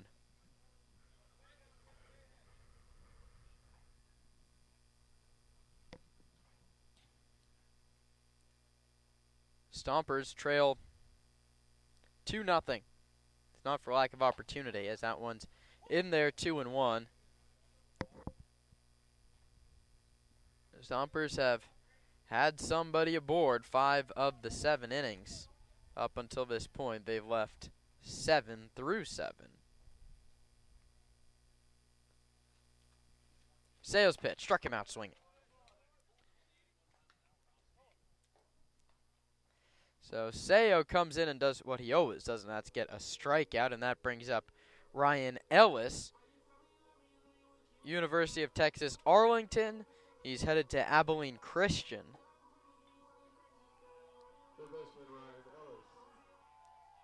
Entered play today, 217. Average 419 on base. He's singled and grounded out. He takes off the corner.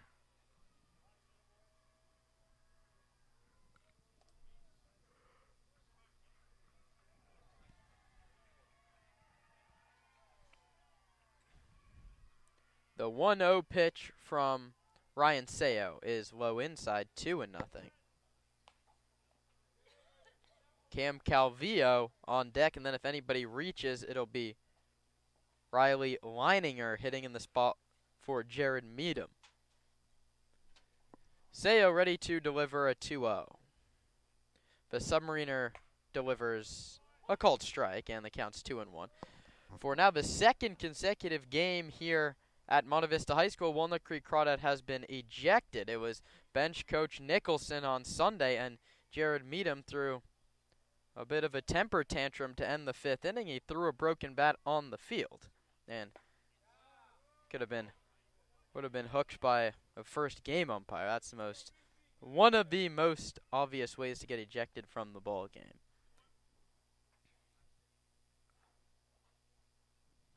It's 2 balls and 2 strikes here on Ellis. Sayo pitches. That one's hit hard but foul. Ellis was a little bit late, and the count holds at 2 balls and 2 strikes. Stompers have shot themselves in the foot a little bit. A couple double plays. One of them just a little 4-3 double play to end the last inning off the bat of Colton Boardman, and then Nick Sebastiani got called for a hitter's interference double play, which took a runner off third base, and that pitch maybe missed a third of an inch off the corner. That counts 3-2. Close pitch from Seo.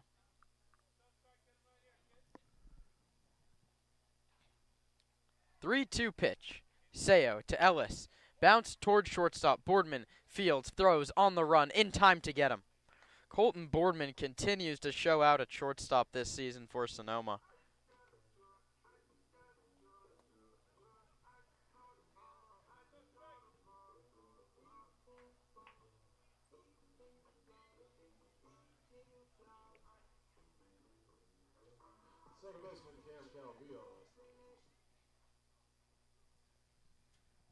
Bottom of the 7th inning, moving right along here in Walnut Creek as we're just about to hit the 2-hour mark, and there's 2 outs in the bottom of the 7th. Seo pitches, called strike, inside corner at the knees.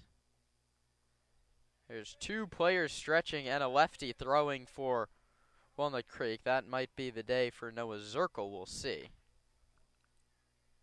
The pitch is sent towards center field. Akers come in, now he's going over, and it's Brady Shannon, the right fielder, who can't make the play. It drops in between him. Akers is going to have a play at second base, but tag! He did not get him.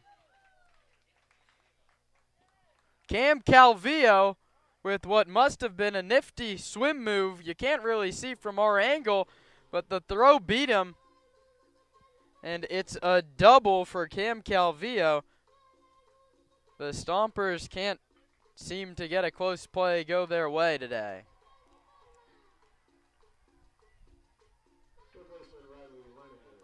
That brings up Riley Leininger, the third baseman. As I mentioned, came in to replace Meadham, who was ejected.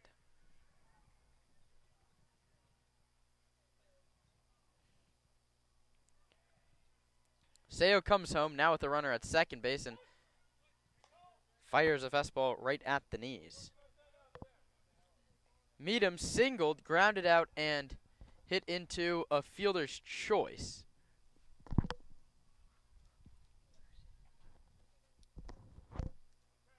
Seo comes home.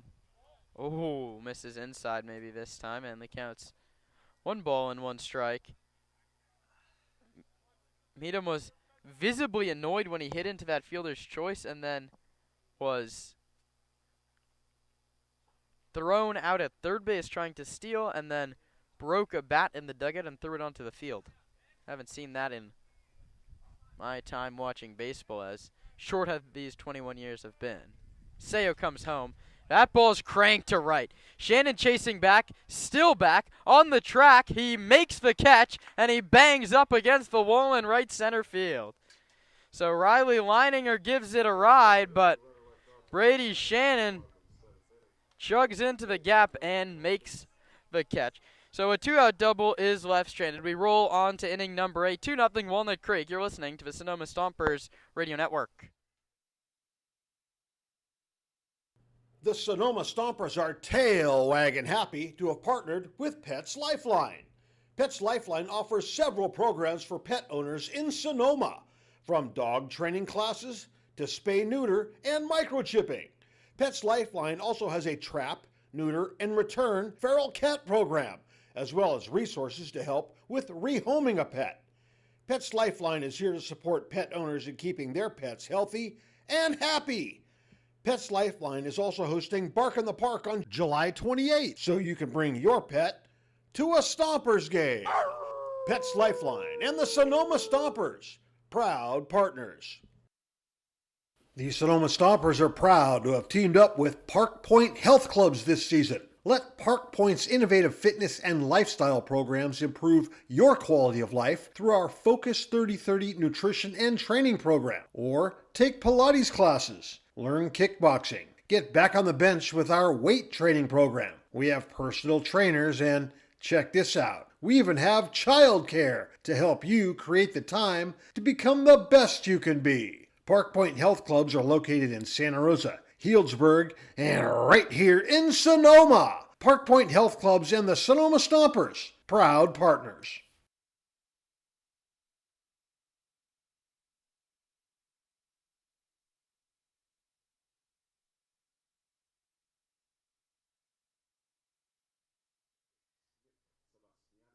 Nick Sebastiani was then hit by a pitch, singled, and was called for strikeout, hitter's interference, double play. He pops this one up out of play. It's a new arm for Walnut Creek. It's Max Cohen, who we saw in yesterday's game throw 1.1 no run, no hit innings. He walked one. The Stompers now getting their second look at him. We'll see if they fare any better. That one misses low inside. 1-0. About one walk was Paul Lazul.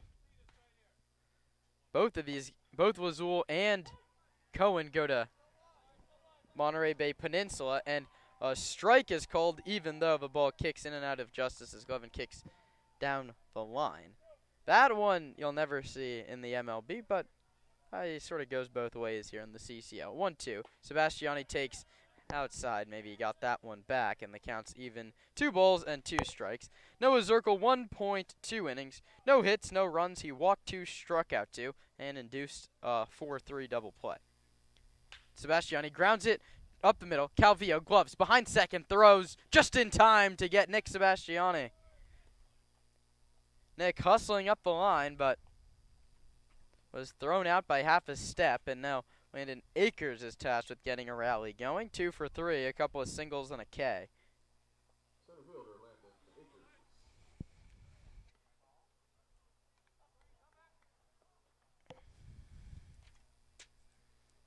Stompers shut out now with, as we play 1 out into the 8th inning. They have 5 outs left to try and spark a rally. This game eerily similar to the CCL North title game last year. The Stompers were shut out until there was 1 out in the 9th inning. DJ Scott delivered a 2-run home run, but it was too little too late as the Crawdads won the North in a 5-2 title game victory and then got swept by Conejo. Akers hits this one foul past Dave Hoke in the third base coaching box. He'll have to battle from behind 1-2. One of the best freshmen in Bellarmine baseball history awaits the 1-2 pitch. And lines that one into left field. Going over to cut it off is Brome. It knocks off of him. Akers, an aggressive turn towards first and a hold there.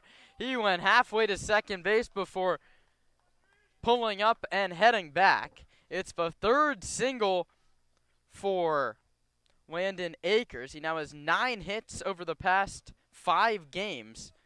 And that brings up McCann Libby, who honestly might have the 3 hardest hit baseballs of this ball game.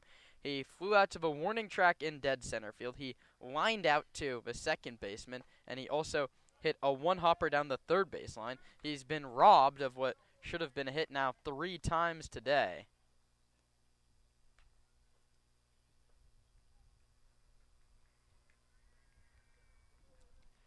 Libby sends this one to right field. Donnelly chasing over towards the line, makes the catch. Akers is going to tag and head towards second base. The throw is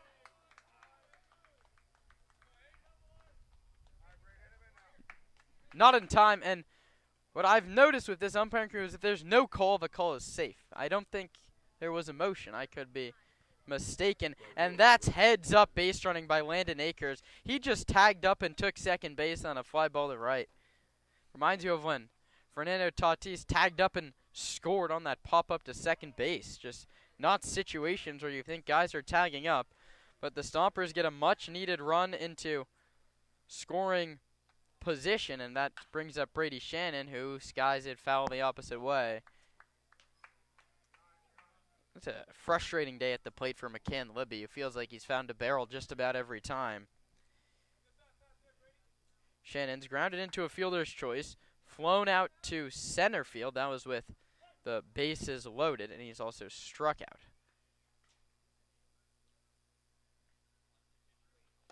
Cohen finds the inside corner, not sure, and the count's 0-2. This is a frustrating day if you're in the Sonoma dugout. You feel like It's been an inconsistent zone, and there's been a couple check swings that have not gone your way. Shannon strikes out swinging, no question about that one. And the inning is over. So Akers singles, but he's left at second.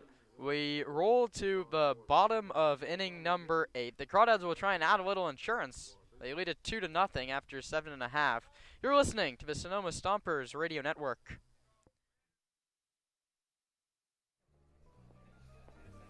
Nestled in the heart of Sonoma, Verano Cafe stands as the answer to locals yearning for wholesome food. Opened by Veronica Perez and Carlos Rubio, this cozy diner is nestled conveniently at the crossroads of Highway 12 and Verano Avenue. At Verano Cafe, breakfast, lunch, and dinner are experiences crafted with love and local ingredients. Each dish is a symphony of taste. But Verano Cafe isn't just about breakfast. Their lunch menu features favorites like fish and chips and classic French dishes catering to all tastes. Dinner includes house-made pasta dishes and elegant entrees. What really sets Verano Cafe apart is its commitment to quality and community. With locally sourced ingredients and a dedicated team that feels like family, Verano Cafe offers a warm and welcoming atmosphere. Whether you're a Sonoma local or a visitor, Verano Cafe promises to elevate your dining experience. Join us today and become a part of the Verano Cafe family. Verano Cafe, located at the crossroads of Highway 12 and Verano Avenue in Sonoma.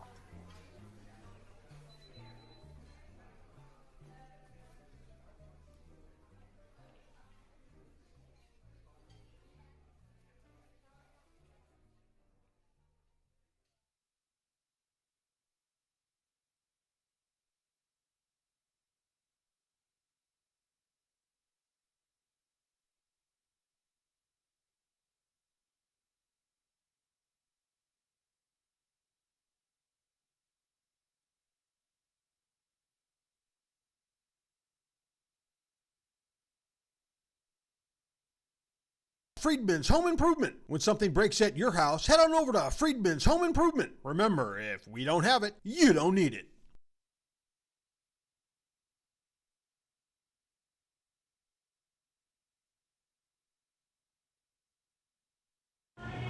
This is Colton Boardman, shortstop out of CSUN, and you are listening to the Sonoma Stompers Radio Network.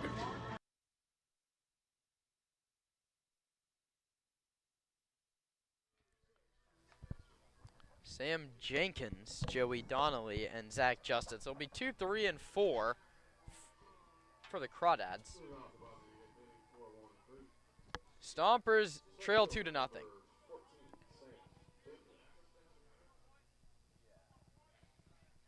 We play in the last of the 8th inning. Kyle Seo relieves Ryan Seo. His older brother went 1 inning, gave up 1 hit, left him at second with a strikeout. That will start Kyle Seo's 4th appearance of the season, and it starts with a fastball low. A nice block by Pulowski. The count's 1-0. Kyle Seo, still at Sacramento City College, just 2 years younger than his brother. An 0-1 record, a 2.34 earned run average over 3 games. That counts for 2 earned runs over 7 2/3 innings. 3 unearned runs were charged him. That was against the Blues. He induces a swing and miss from Jenkins, who's grounded out, flown out, and struck out. Gone down just about every which way you could.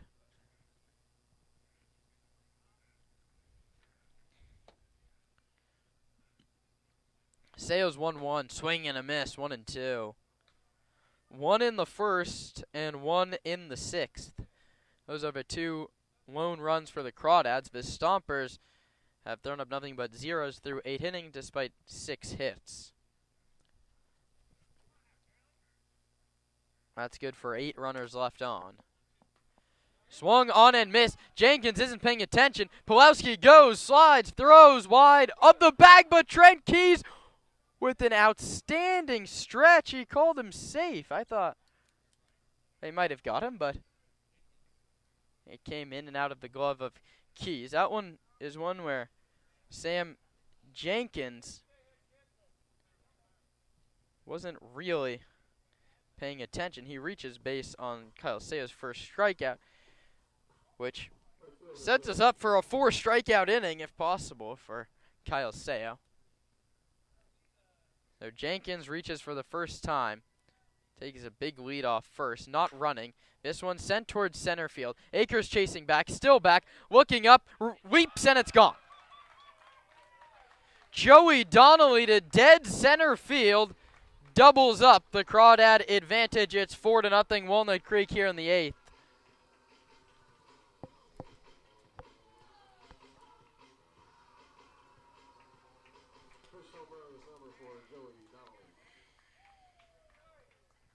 Donnelly with RBIs 9 and 10. And he went to the deepest part of the ballpark over the high batter's eye wall in center field. Akers tracked back, gave it a leap, but no shot. And it's 4-0 all of a sudden. And the Stompers' hill to climb in the 9th gets much steeper.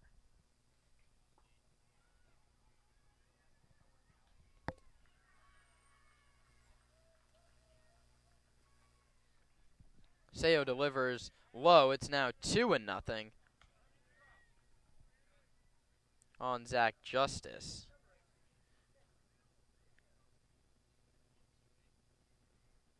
Joey Donnelly, we have his home run numbers coming to you in just a second as Tuo's in there. For the Crawdads in 2022, he hit 4 home runs. For the Crawdads in 2023, he hit 2 home runs.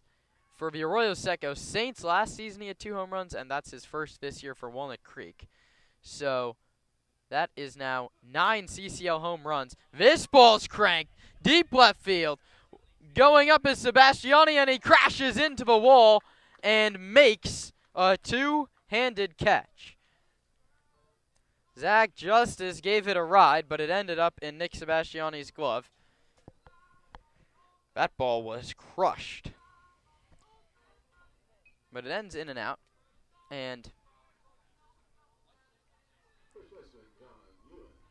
there's now 2 away, and that brings up Ewens, a left-handed hitter. That's the first out. Sayo pitches just low, and the count's 1-0. The Stompers now with a lot of work to do will send up Pulowski, Keys, and Shepler. We'll see if Zach Pace dips back into the bench. He's already used Trent Keys and Gideon Hahn, his 2 lefties, as that one is in there, for a called strike 1-1.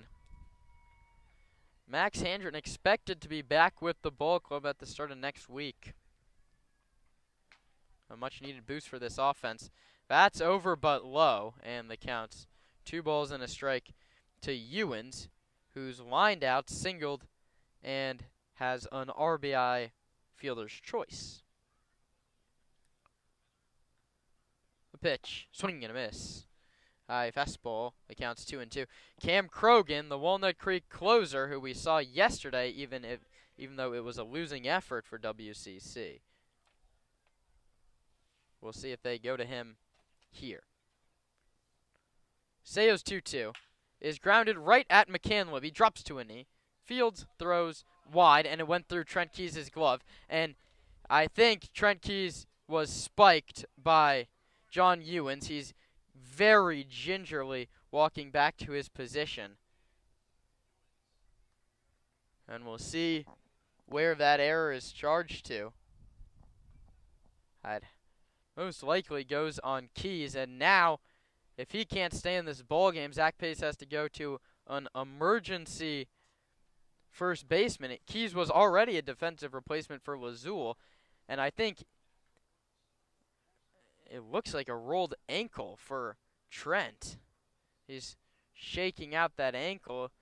Well, I hope he tells Zach he's good to go. Maybe precautionary the 8th inning. You take him out of the ball game, but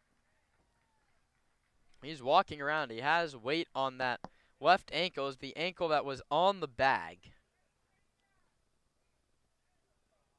The throw from Libby looked to be on line and just skipped past Keys.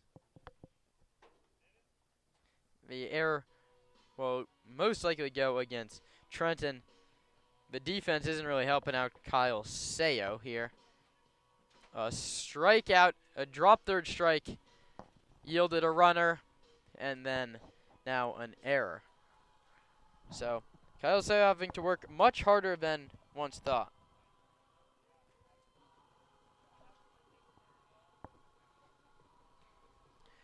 So Keys will stay in the ball game, and Ryan Brome will dig in from the left.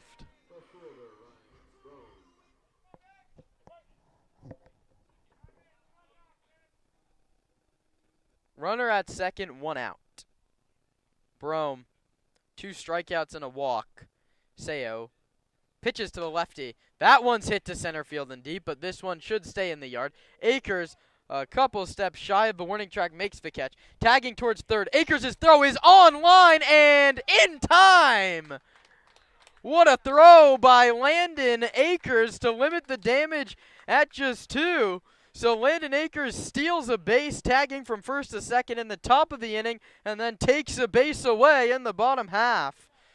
But for the Crawdads, they get 2 runs on just 1 hit. That's a Joey Donnelly home run. The Stompers have work to do. They trail this game by 4 runs when we come back for the 9th. You're listening to Stompers Baseball on the Sonoma Stompers Radio Network. The Sonoma Stompers are grateful to have Bank of Marin as a returning sponsor. Bank of Marin's philosophy is banking built on trust and relationships. Bank of Marin's creative and customized solutions safely and confidently support your growth and success now and into the future. Whether you're a sole proprietor forging ahead with your first company or the CEO of a well-established corporation, Bank of Marin's local bankers will work side by side with you to help you reach your financial goals. Bank of Marin, the official financial institution of the Sonoma Stompers.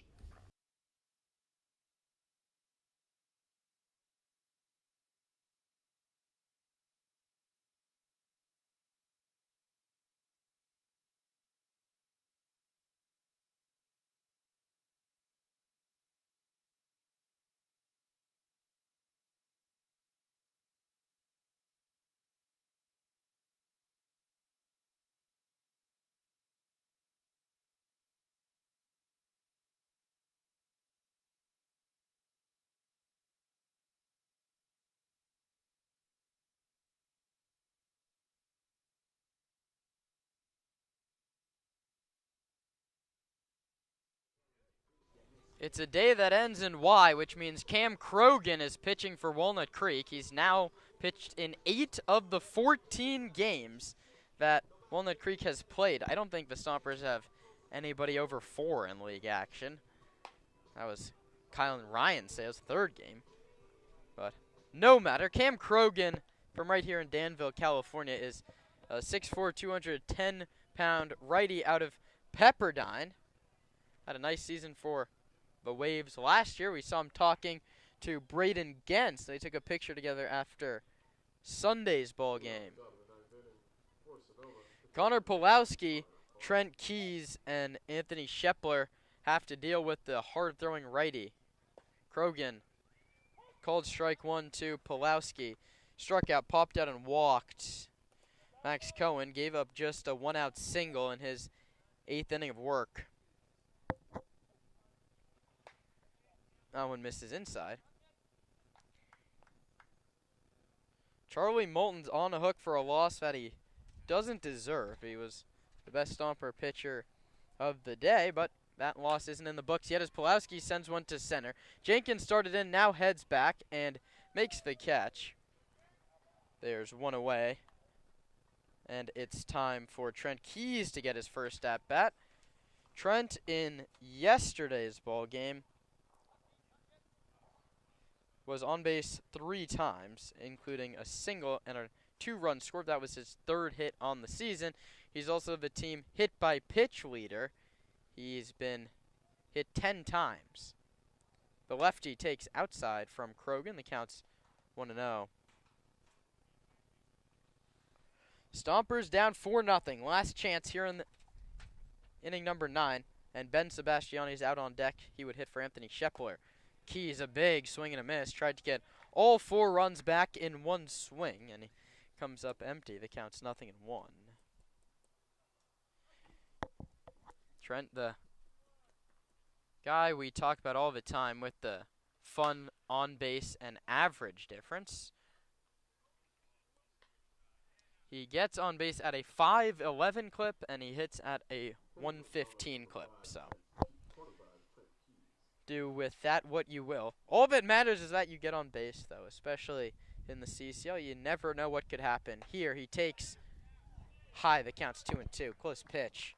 The zone's been very small all afternoon long.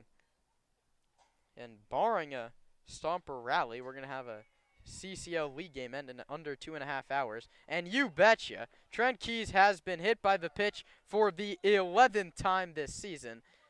At some point, this can no longer be a coincidence. 11 times he's been hit, and it looked like he was hit near that same ankle, almost a worrying moment.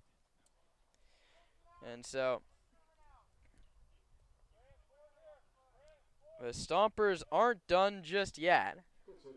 Ben Sebastiani gets his licks here in the 9th. And the baseball expression is there's got to be a magnet, a ball magnet in him somewhere, and that's what they call him. They call him Magnet down in that dugout. I think that one came from Kenny Meimerstorff. You heard him yelling it after that one, trying to fire up the guys here in inning number 9. 4-0 Walnut Creek. Sebastiani swings and misses. It counts 0-2.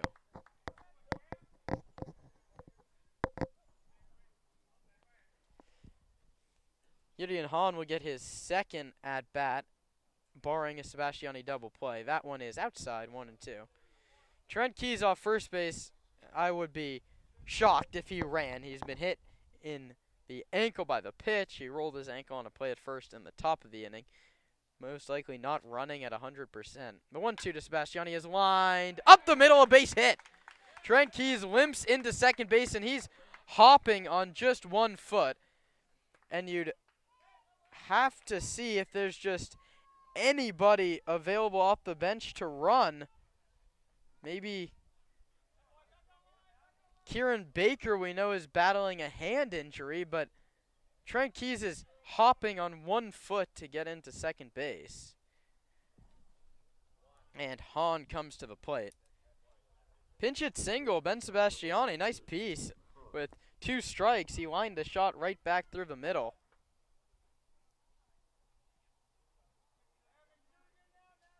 The tying run on deck all of a sudden, and Hahn takes over the inside corner. He doesn't agree, but it's 0-1. Yeah. I mean, I'd put in just about anybody. Roman has eligibility. Only 1 microphone today. Put him out at second base. Hahn takes low inside, 1-1. Or any of the number of pitchers on your ball club as well.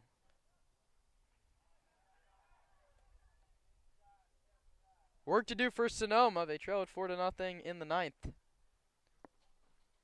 2 on. Hahn swings, lines it to left, sinking fast, but not fast enough, as it ends in the glove of Brome. A hard hit ball from Hahn ends in a glove, and Colton Boardman all of a sudden represents the last chance for Sonoma. Touchdown, Colton Boardman.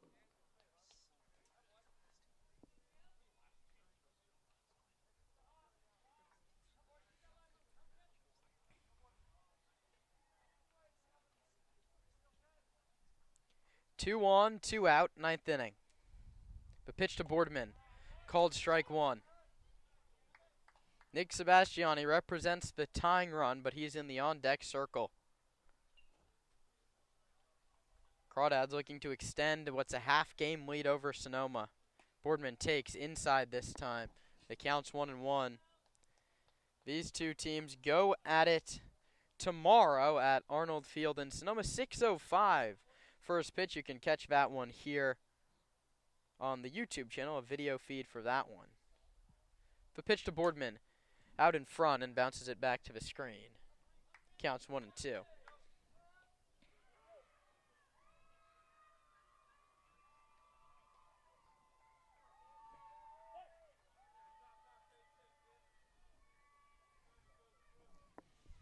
1 ball, 2 strikes, 2 outs, 9th inning. Boardman takes away 2-2.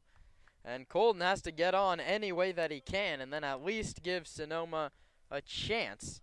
That would be in the form of Nick Sebastiani. 2-2 coming. Boardman fouls it back, stays alive. The Stompers not going quietly here in the 9th. It's been Moulton to Pacheco to Alanis to Ryan Seo to Kyle Seo for Sonoma. Perry to Timothy to Zirkle to Cohen to now Krogan in the 9th. Cam Krogan, the righty, pitches. Boardman takes low, and the count's 3-2. The carousel will be starting. That's limping Trent Keys from second base and a running Ben Sebastiani from first base. Everybody ready to go on Krogan's 3-2. There they go. Boardman hit the chopper to second. Gloved by Ellis, and he cannot make the play. Ellis tried to charge it on the short hop, and it went in and out of his glove. A costly E4 keeps the ball game going, and Nick Sebastiani is the game's tying run with 2 outs in the 9th. And no Stomper game can end without at least some sort of drama. The bullpen's been emptied for Walnut Creek. Everyone back in the dugout in the assumption that they will be celebrating a victory. The problem is Nick Sebastiani represents the tying run if he can put a ball over the wall. Cam Krogan against Nick Sebastiani. Bases loaded in the 9th. Nick takes called strike 1. Nice pitch over the inside corner.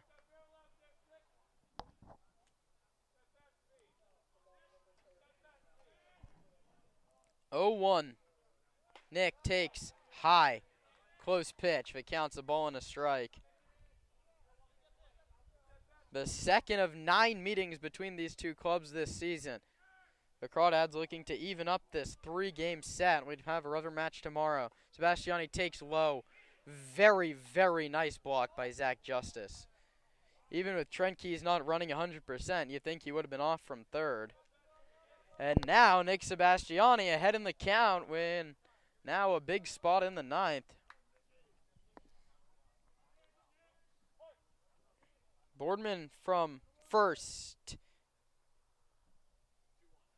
Sebastiani takes low. It's Sebastiani, Ben Sebastiani from second, and beg your pardon, it's Keys from third, Ben Sebastiani from second, and Colton Boardman from first. The 3-1 hitters count to Nick. Low ball for the Stompers get a run. The tying runs on first base. Trent Keys, you couldn't have asked for a better way for him to come to score. He's visibly limping back to the dugout. And that brings up probably the hottest bat here in the Stompers order. It's Landon Akers, who has 3 hits today and 9 over his last 5 games.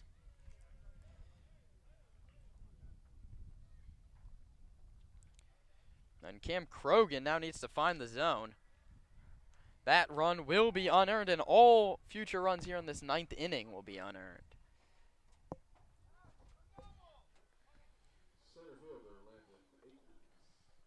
Akers looking to find a gap. The outfield deep for Walnut Creek.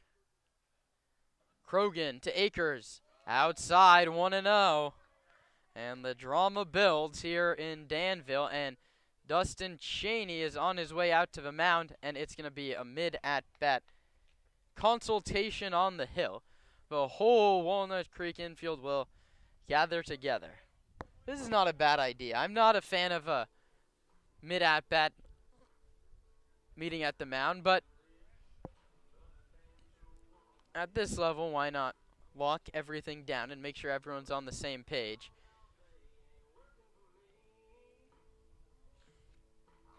Stompers trail it 4-1. It's Landon Akers at the plate with the bases loaded. He represents the go-ahead run here in the top of the 9th. Dustin Cheney back to the dugout. Zach Justice back behind the plate, and the right-handed hitter Akers climbs in. It's a right-on-right matchup, Krogan to Akers. The pitch. low 2-0. Krogan from right here in Danville, California. Landon Akers has made the trip from Louisville to play for the Stompers here the 2025 summer, and it's been a strong start to the summer for him. Ahead 2-0, Akers takes low 3-0, and now someone has just walked down to the Walnut Creek bullpen. No place to put Landon Akers. You wonder if he's green-lighted. A gapper could tie. We'll see. If Krogan can find the zone, he can. It's ball 4. A 4-pitch RBI walk for Akers. And McCann Libby comes to the plate. The tying run's now on second base. The go-ahead run's on first base. And Libby, a guy that's hit the ball hard every time to the plate, has been so unlucky not to find the gap. It can all come back here. If you believe in averages, one is bound to fall for the Sonoma second baseman. Libby takes a called strike, bottom of the zone. He's missed with 7 straight. He's gifted one by the home plate umpire. The count is 0-1. The pitch to Libby, outside 1-1. Brady Shannon on deck if Libby can keep the line moving. This ball game looked to be over when Boardman hit a ground ball to Ellis, but he kicked it and we play on. Libby swings and misses 1-2. And now for the second time, the Stompers are down to their final strike. Bases loaded for the Stomps. They trail at 4-2. Top 9. The Walnut Creek closer sets at the belt. Krogan to Libby. It's a chopper right back to him. It's a slow bouncer. Krogan fields, throws in time, and the ball game is over. Stomps fall in a really tough one here in Walnut Creek. First and third situation in the 5th. A hitter's interference erases that threat. A couple of check swings go against Sonoma, but you can't blame the umpiring crew at the end of the day. A tough one for the Stomps. They leave 11 runners on base over the 9 innings of play. The winning pitcher, I think, is Carson Timothy, because 3 innings won't urge you a win if you're Cody Perry. The loss goes to Charlie Moulton. That 1 earned run was Stompers never led after that. No save as Krogan came in a 4-run contest. The Stompers make it interesting at the end but can't come out on top. So that will wrap up our coverage here. 4-8-1 beats 2-7-1. The Stomps fall in a heartbreaker here in Walnut Creek. The Stompers are now 12-7. The Crawdads are 9-5. These two teams go at it tomorrow. Devin Laginto gets the ball at 6:05 for the Stompers. We'll have a 5:50 pregame show and a 6 o'clock just about first pitch on the Stompers Broadcast Network here on the YouTube channel. Join us tomorrow. For Roman, Raffelli, and everyone that helps make this broadcast run, the Stomps fall to the Crawdads 4-2. I'm Kieran Costa saying so long from Walnut Creek.